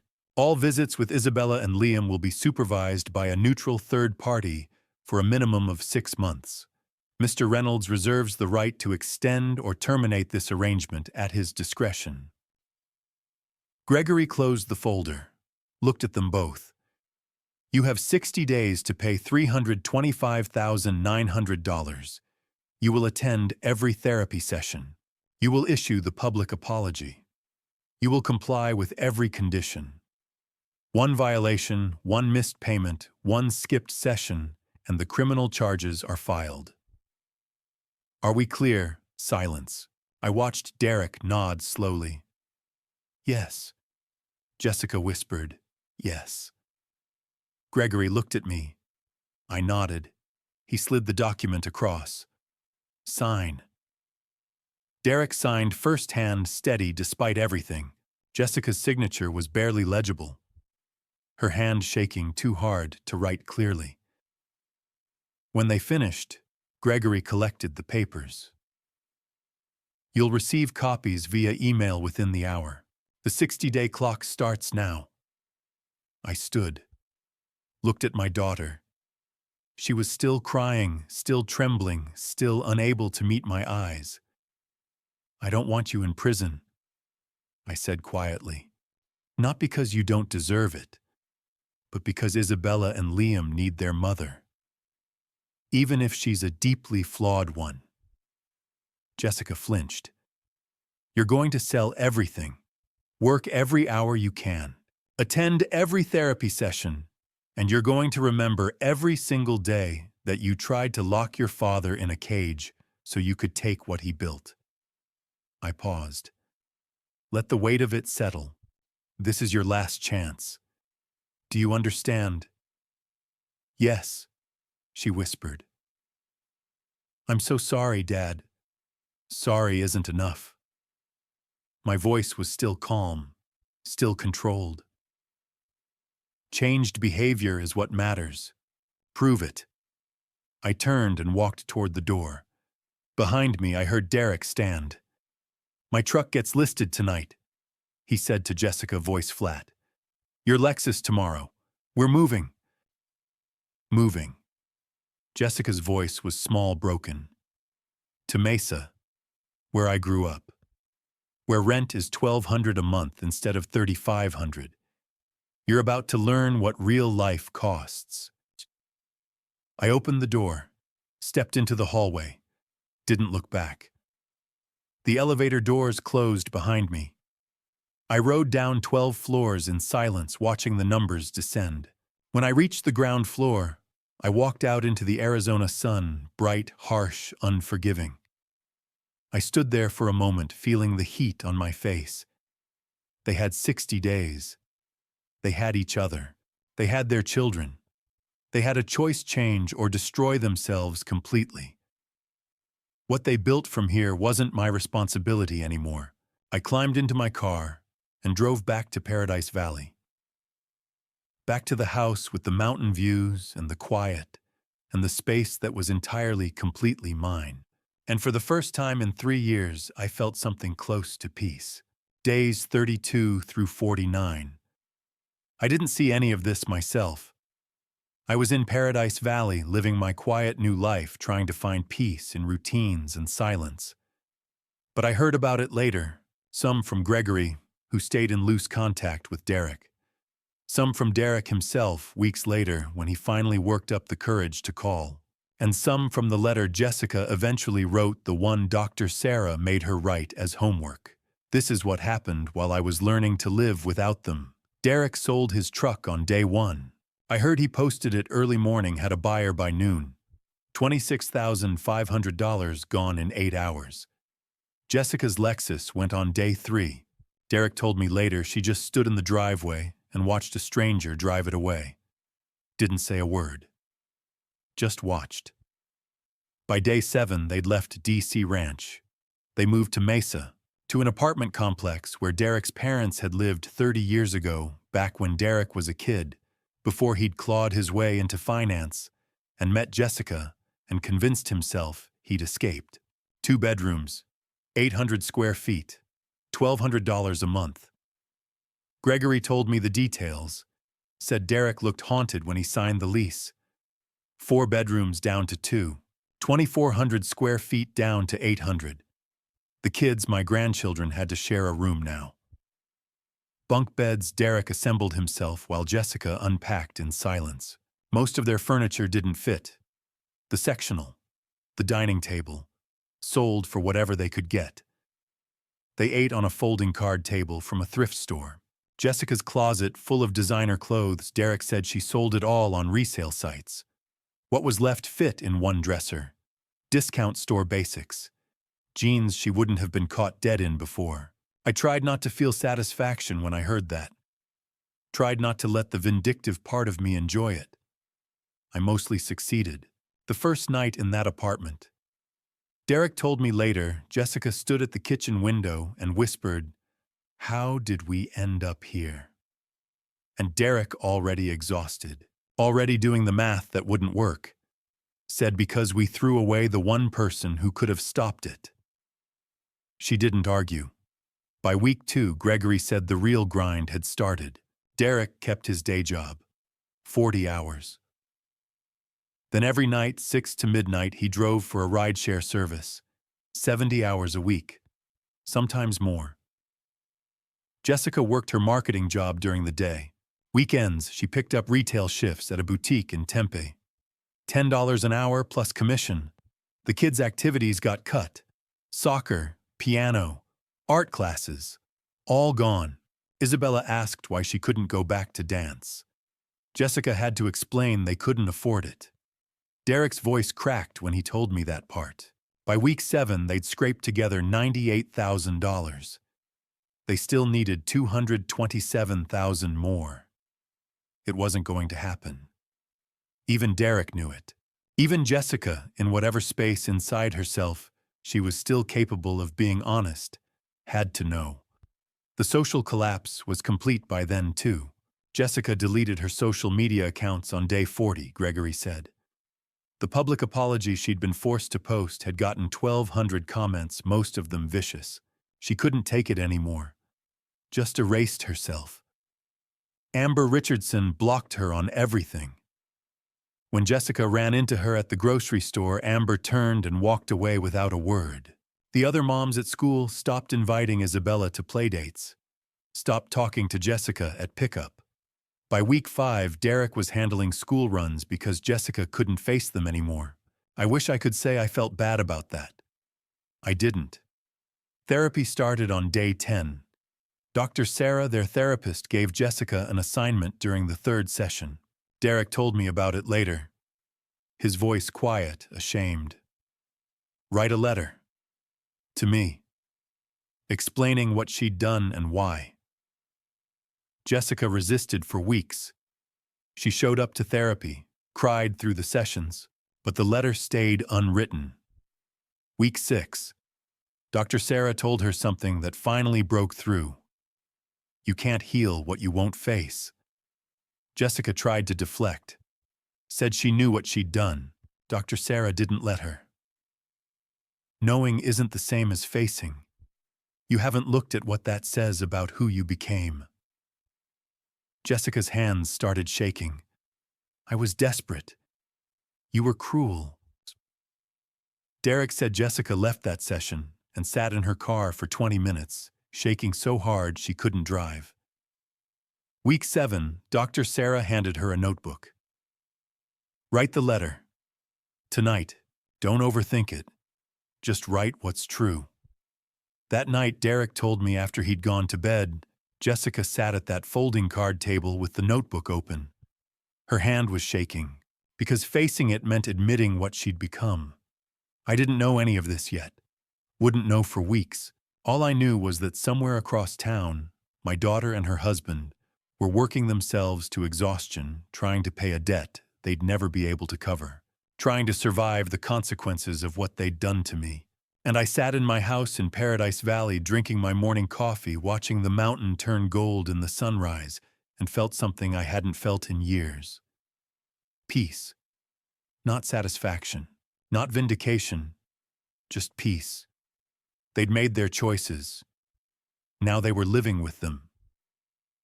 And for the first time since Helen died, I wasn't responsible for fixing anyone else's life. I was just responsible for my own. I didn't see most of week 7 firsthand, but Gregory kept me updated. And Derek called me once late at night, voice hoarse from exhaustion. He told me what happened, what changed. Derek was driving for the rideshare service one night, week 7, maybe day 45, when a pickup request took him through DC Ranch, his old neighborhood. He told me he had to pull over, just sat there in the dark engine idling, staring at the gated entrance, the guardhouse, the manicured lawns. I didn't miss it, he said on the phone. I thought I would, but I didn't miss the place. I missed the person I thought I was back then. The person who believed he'd made it. There was a long pause. Turns out I never made it at all. I just ran farther from where I started. Gregory told me about Derek's therapy breakthrough a few days later. Individual session. Week 7. Doctor. Sarah had been pushing him for weeks to talk about Mesa, about growing up poor, about why he'd married Jessica in the first place. Finally, he cracked. I grew up in poverty, Derek told her. Gregory got this from the therapy notes Derek had authorized him to see. Real poverty. When I met Jessica, this woman from a family that had money, that had stability, I thought I'd escaped. He paused. But I didn't escape poverty. I just traded one kind for another. I ran from being poor in money to being poor in character. Dr. Sarah asked him what he meant. I ran from poverty so hard that I ran right past integrity, right past decency, right past everything that actually matters. At the end of the session, Dr. Sarah asked him what he needed to do now. Derek's answer, I need to stop running. Gregory said Derek started talking to the kids differently after that. Isabella and Liam had been confused, scared. They didn't understand why they'd moved, why Grandpa was gone, why kids at school were saying mean things. Derek sat them down one night, week 7, day 47, and told them the truth. Grandpa loves you both very much, but Mommy and Daddy hurt him. We made bad choices, and now we're trying to fix them. Isabella asked if Grandpa hated them. No, sweetheart. Never. He could never hate you. The kids saw something honest in him that night. Something real. They started to understand. Jessica finally wrote the letter. Week 7, day 48. She'd been avoiding it for weeks, the homework assignment Dr. Sarah had given her. Write a letter to me, explain what she'd done and why. That night, she sat down at that folding card table and picked up the pen. Gregory showed me the letter later, with Jessica's permission. The opening line, Dad, I don't know if you'll ever read this. I don't know if I deserve for you to read it, but Dr. Sarah says I have to write it anyway. So here it is. The truth. She confessed everything. The embezzled money, the lies, the APS report, the guardianship plan. And then near the end, I became someone Mom would have been ashamed of. I became someone I'm ashamed of. I don't know how to fix that. I don't know if I can. But I'm trying. She never sent it to me. It was just for therapy. But Gregory said writing it broke something inside her. Something that needed to break. The call came on day 49. I was on the patio watching the sunset paint Camelback Mountain gold when my phone rang. Unknown number. I almost didn't answer. But something made me pick up. Hello? Grandpa. I froze. Grandpa, it's Isabella. My heart clenched. Bella, I managed. Sweetheart. How did you... I found your old number in Mommy's phone. Her voice was small, shaking. Are you mad at us? No. The word came out fierce. Never, sweetheart. Never at you. Mommy cries all the time. Daddy works all day and all night. We moved to a new house and it's really small and the kids at school say mean things. She was crying now. Did we do something wrong? Is that why you left? I closed my eyes, gripped the phone. I know, baby. You didn't do anything wrong. The grown-ups made mistakes, big mistakes. But not you. Not Liam. Never you. Do you? She hiccuped. Do you still love us? The question gutted me. Always, I said, voice breaking. Forever, no matter what. Do you hear me, Bella? No matter what happens, I will always love you and your brother. She cried for another minute. I listened, let her get it out. Finally, she whispered, I miss you, Grandpa. I miss you too, sweetheart. Can we see you, please? I took a breath. Soon. I promise. Soon. After she hung up, after I heard her little voice say goodbye, I sat there on the patio for a long time. The mountain turned from gold to purple to shadow. I picked up my phone. Called Gregory. Thomas. How much have they raised? 98,000. Not even a third of what they owe. Are they still trying? Every therapy session. Every payment. Derek's working 70-hour weeks. Jessica's doing everything Dr. Sarah asks. They're trying, Thomas. They're really trying. I was quiet for a long moment. Set up a meeting. Coffee shop. Neutral ground. 1 week from now. You're sure? I thought about Isabella's voice. Did we do something wrong, an 8-year-old child carrying the weight of adult mistakes? I'm sure. After I hung up, I sat there with the phone in my hand, Isabella's voice echoing. Do you still love us? She shouldn't have had to ask that. Liam shouldn't have to wonder why Grandpa left.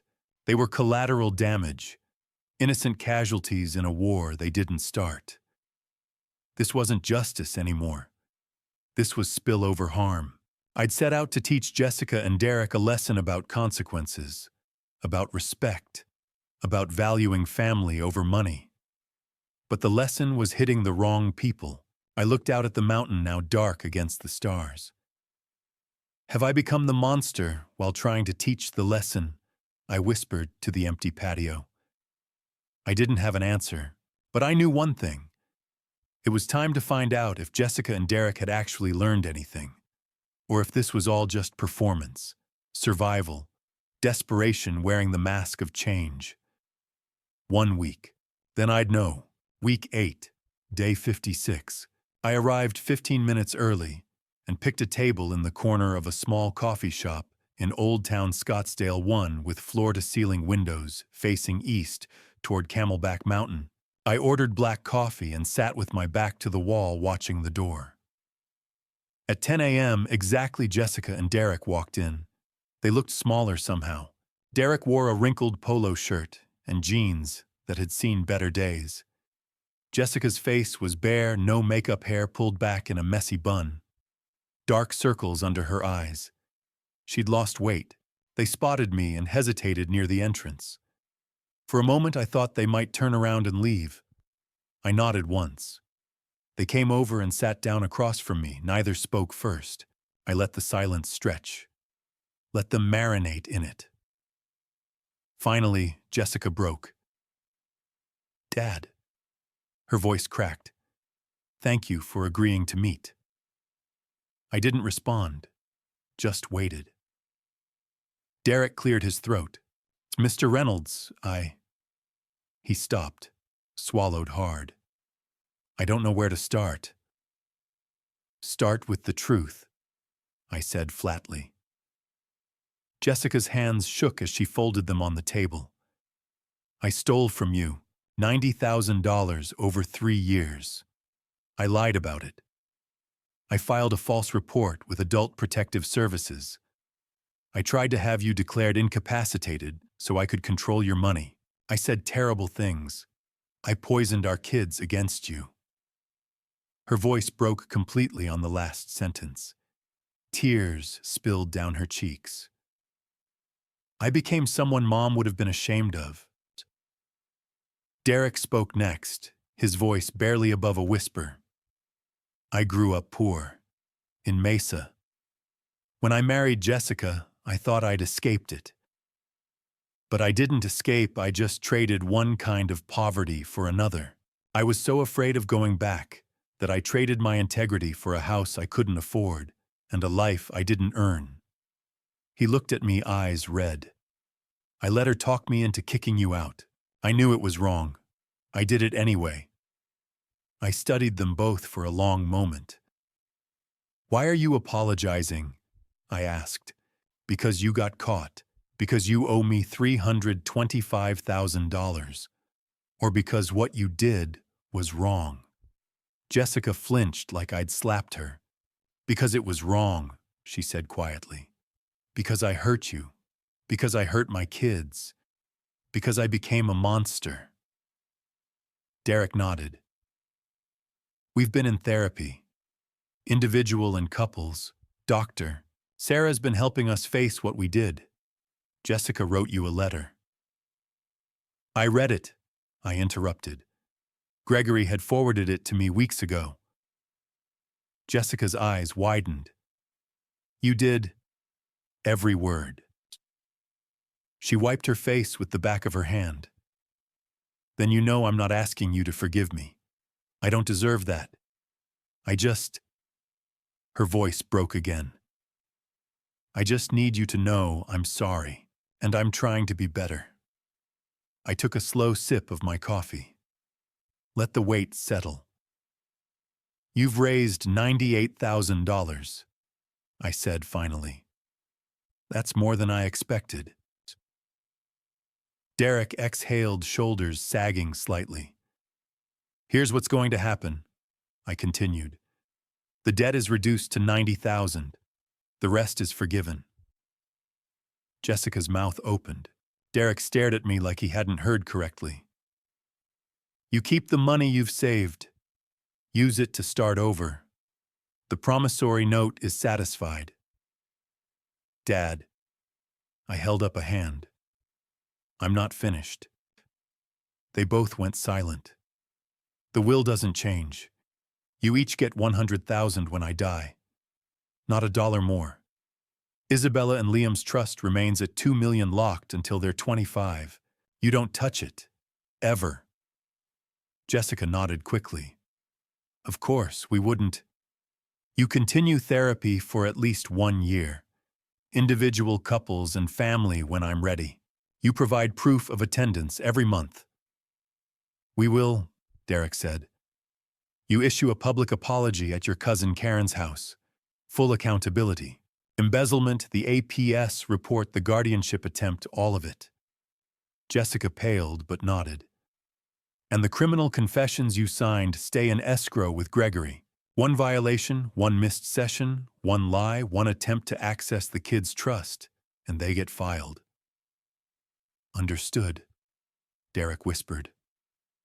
I leaned back in my chair. This isn't mercy. This is pragmatism. Isabella called me 2 weeks ago. She was crying.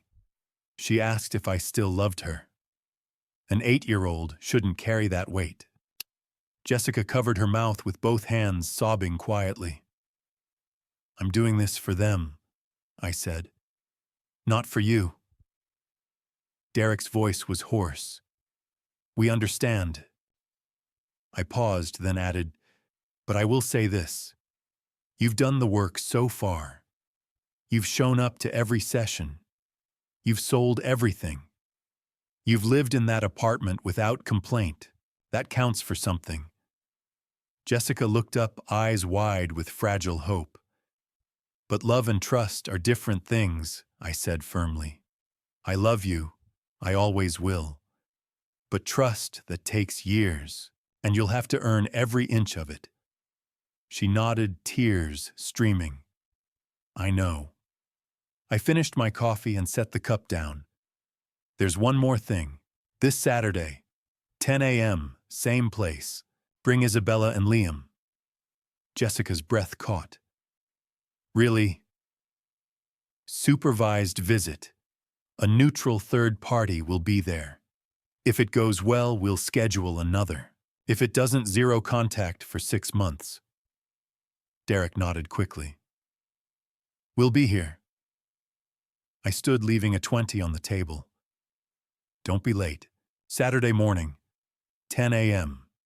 I arrived early again, same table, same black coffee. At 10 exactly, Derek's sedan pulled up. Isabella and Liam climbed out, both dressed neatly. When Isabella saw me through the window, she froze, then broke into a run. I met her at the door. She crashed into me, arms wrapping around my waist, sobbing. Grandpa. I knelt down and held her. Hey, sweetheart, I missed you. I missed you too. Liam stood behind her, uncertain. I opened one arm and he stepped in. Behind them, Jessica and Derek stood by the car, tears streaming down both their faces. I looked at them over the kids' heads. This wasn't forgiveness. Not yet. But it was a start. 4 months after the coffee shop. I stood on my patio in Paradise Valley watching the sunset paint Camelback Mountain gold and copper. My phone buzzed. Derek. The kids have their school play tonight. You're welcome to come. No pressure. I stared at the message for a moment. 3 events in 4 months. Each one a little easier than the last. I typed back, I'll be there. My life had found a rhythm again. Every morning I woke at 6, made coffee, and took my heart medication. My condition was stable, manageable. Tuesdays and Thursdays.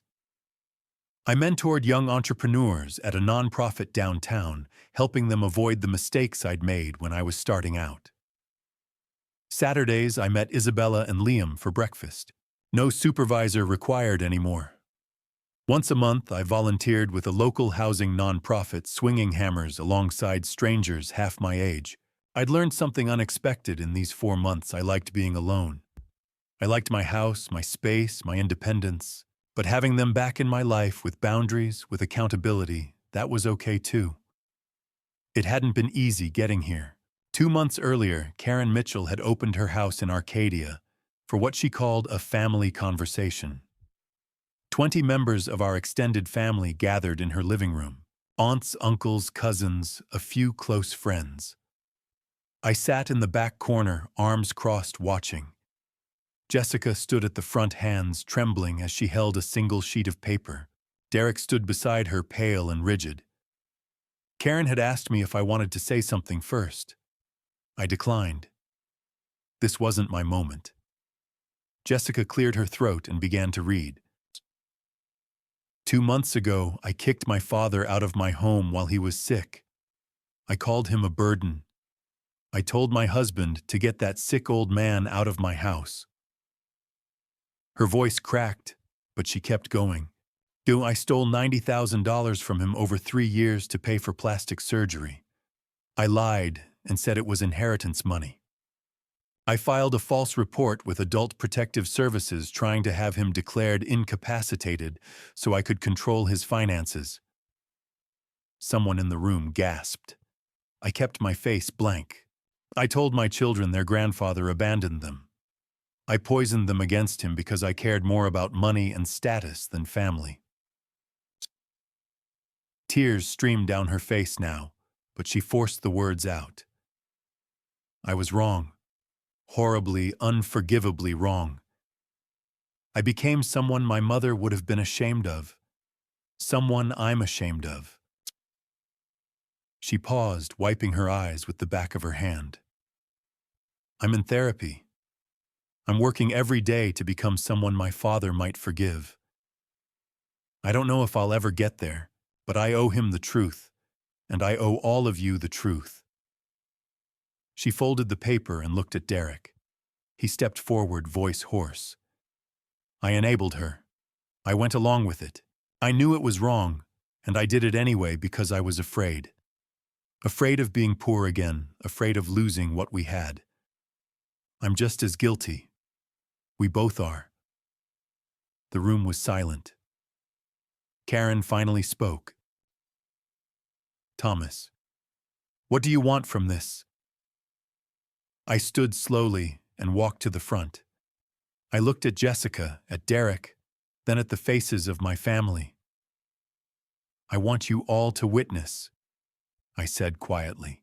"To witness what happens when you forget what matters, when you choose money over people, when you let fear turn you into someone you don't recognize." I turned to Jessica. "Your mother raised you better than this. I raised you better than this. You lost your way. The question now is whether you can find it again." Her shoulders shook with silent sobs. I looked at the room. That's all. 3 months earlier, I sat in that same coffee shop waiting for the first unsupervised visit with my grandchildren. Liam spotted me first and broke into a sprint. "Grandpa!" I caught him and lifted him up, holding him tight. He smelled like syrup and shampoo. Isabella approached more slowly, eyes uncertain. "Are you still mad?" I set Liam down and knelt in front of her. "I was never mad at you. Not ever. Not for 1 second. But Mom said—" "Your mom made mistakes," I said gently. "She's fixing them. But you two, you're perfect. I love you. Always." Her lip trembled, and then she was crying, arms around my neck. We ordered pancakes. We talked about school, about friends, about nothing important, and everything important. Laughter came easier than I expected. Normalcy was creeping back in. Jessica and Derek still lived in Mesa. They could have moved by now. They paid off the $90,000 in month 5 right on schedule. But they chose to stay. Derek kept one job and drove rideshare one night a week, not because he had to, but because it kept him grounded. Jessica worked full-time, deleted all her social media, lived simply. Therapy continued. Their marriage was different now. Derek had a voice, boundaries, respect. They were rebuilding. I stood on the patio, phone in hand, the message about the school play still glowing on the screen. "I'll be there." I meant it. Redemption isn't a moment. It's not a tearful apology or a signed confession. It's the accumulation of 1,000 small choices made when no one's watching. It's showing up. It's doing the work. It's proving through action, not words, that you've changed. Jessica and Derek were doing that work. Day by day, session by session, dollar by dollar. And I was learning to let them. Evening, the elementary school auditorium was packed with folding chairs and anxious parents clutching programs and holding phones up to record their kids. I walked in and scanned the crowd, looking for familiar faces among the sea of strangers. Jessica and Derek sat near the middle, 3 rows from the front. Jessica saw me first and raised her hand in a small wave. Derek nodded. I nodded back and took a seat 2 rows behind them. Close enough to be present, far enough to respect the boundaries we'd built over these 4 months.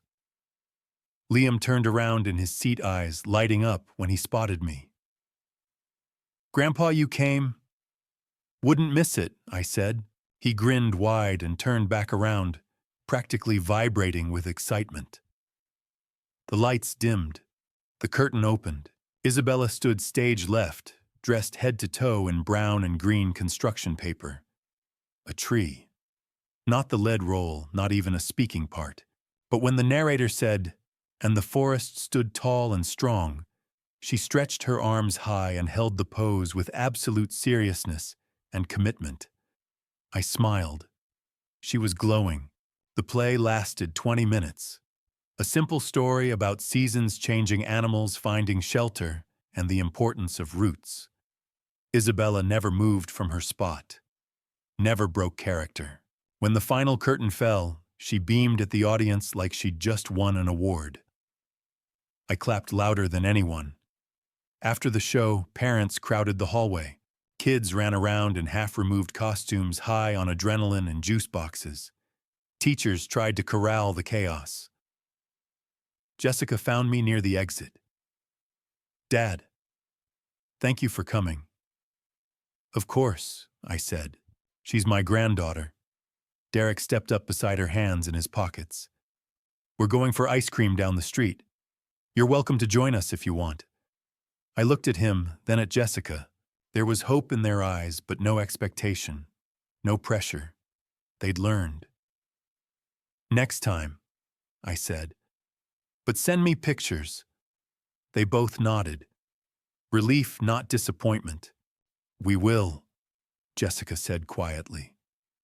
Isabella came barreling down the hallway, Liam close behind. "Grandpa, did you see me? Did you see me?" I knelt down and caught her in a hug. "You were the best tree I've ever seen." She giggled. "I didn't even have any lines." "Didn't need them," I said. "You stole the show anyway." Liam hugged me from the side, squeezing tight. "Are you coming for ice cream with us?" "Not tonight, buddy. But I'll see you Saturday morning, okay, pancakes?" "Okay." He ran off to rejoin his parents. Isabella lingered for a moment, looking up at me with those serious eyes. "I'm glad you came, Grandpa." "Me too, sweetheart." She smiled and ran after her brother. I watched them go, a small family navigating their way through the crowd. Imperfect, trying, healing. I walked to my car alone. The drive home took me past DC Ranch. I slowed as I passed the gate where I used to turn in 3 times a week. The house where I'd lived for 3 years, paying cash rent every month, watching my daughter slip further into greed and entitlement. I didn't feel anger anymore when I saw those gates, just distance. That chapter was closed. Paradise Valley welcomed me back with quiet streets and mountain views. I parked in my driveway, unlocked my front door, and poured 2 fingers of bourbon. Neat. No ice. I stepped out onto the patio. The city lights twinkled below, stretching toward Phoenix in a blanket of gold and white. The air was cool, the sky clear and deep. Camelback Mountain loomed in the distance, dark against the fading twilight. I thought about Helen. "I think you'd be proud," I said aloud to the night. "Not of what Jessica did, but of what I did after. Justice without cruelty. Mercy without weakness. I held the line. But I also left the door open. Helen would have done the same. She was tougher than people thought. Kind, yes, but never a pushover." Inside on the side table near the couch sat 2 framed photos. One old Jessica at 6 years old sitting on my shoulders at the Grand Canyon laughing with her whole face. Helen had taken that picture. I remembered the day perfectly. One knew Isabella and Liam at the coffee shop 3 months ago. Syrup on their chins, joy in their eyes. Pure and unfiltered. Innocent. The test had failed. Jessica had chosen money over me, over her own father. But my grandchildren had passed. They loved me for me. That was enough. My phone buzzed on the table. A photo from Derek. The whole family at a small ice cream shop, faces covered in chocolate and whipped cream. Isabella held up a cone bigger than her head. Liam's tongue was bright blue. Jessica and Derek smiled in the background, tired but genuine. The caption read, "Thank you for not giving up on us completely." I stared at the photo for a long moment, saved it, then typed back, "Keep going. I'm proud of your progress." I set the phone down and returned to the patio, glass in hand. Betrayal, justice, mercy. healing. That was the arc. That was the story. Jessica would never inherit millions. The will was final. $100,000 upon my death, and not a penny more. The rest would go to charity, to Isabella and Liam's trust, to causes that mattered. But she'd earned something more valuable than money, the chance to become someone worth respecting. The opportunity to rebuild trust one day, one session, one honest conversation at a time. And I'd gotten my grandchildren back, my peace back, my life back. Helen would approve. I stood at the railing looking out over Paradise Valley. The house I'd bought with cash, the independence I'd reclaimed, the dignity I'd restored. But it wasn't the house that made this home. It was knowing I'd done the right thing, the hard thing. Teaching the lesson that needed teaching, then offering the grace that made the lesson stick. I took a slow sip of bourbon, felt the burn, and smiled. Finally, completely, I was home. Looking back now, I see the full picture clearly. This family story taught me what money truly reveals about people. Not their worth, but their priorities. Not their love, but their limits. My dad's revenge wasn't about cruelty. It was about truth. Forcing my daughter to face the person she'd become. Holding up a mirror until she couldn't look away. God gave me 15 to 20 years after that diagnosis. I could have spent them bitter, isolated, poisoned by resentment. Instead, God showed me a different path, justice tempered with mercy, accountability paired with redemption. God doesn't ask us to be doormats. He asks us to be wise. Don't misunderstand this family story. I'm not the hero here. I made mistakes too. I let the test run too long. I watched my daughter spiral and told myself I was gathering evidence when maybe I was just nursing my own hurt. The lesson isn't dad revenge. It's boundaries. If someone shows you who they are, believe them. But also believe they can change if they do the work. Not words. Work. Therapy. Accountability. Time. Protect yourself. Protect your peace. But leave the door unlocked if they prove they've earned the key. Love them. But don't let them destroy you. That's what God taught me on that patio in Paradise Valley, looking out at the city lights with bourbon in my hand and my grandchildren's laughter still echoing in my ears. Some family story situations require dad revenge, not out of spite, but out of love. Tough love. The kind that says, I won't let you become a monster, even if it costs us both everything. And in the end, God willing, maybe we all come home. I appreciate you staying with me to the very end of this journey. Drop a comment with the number 2. If this story resonated with you, I'd love to know you made it all the way through. A quick note. This narrative contains fictional and dramatized elements designed to illustrate important life lessons. If it's not your style, no worries. There's plenty of other content out there. But if it spoke to you, consider subscribing and sharing this with someone who needs to hear it. Stories like these matter.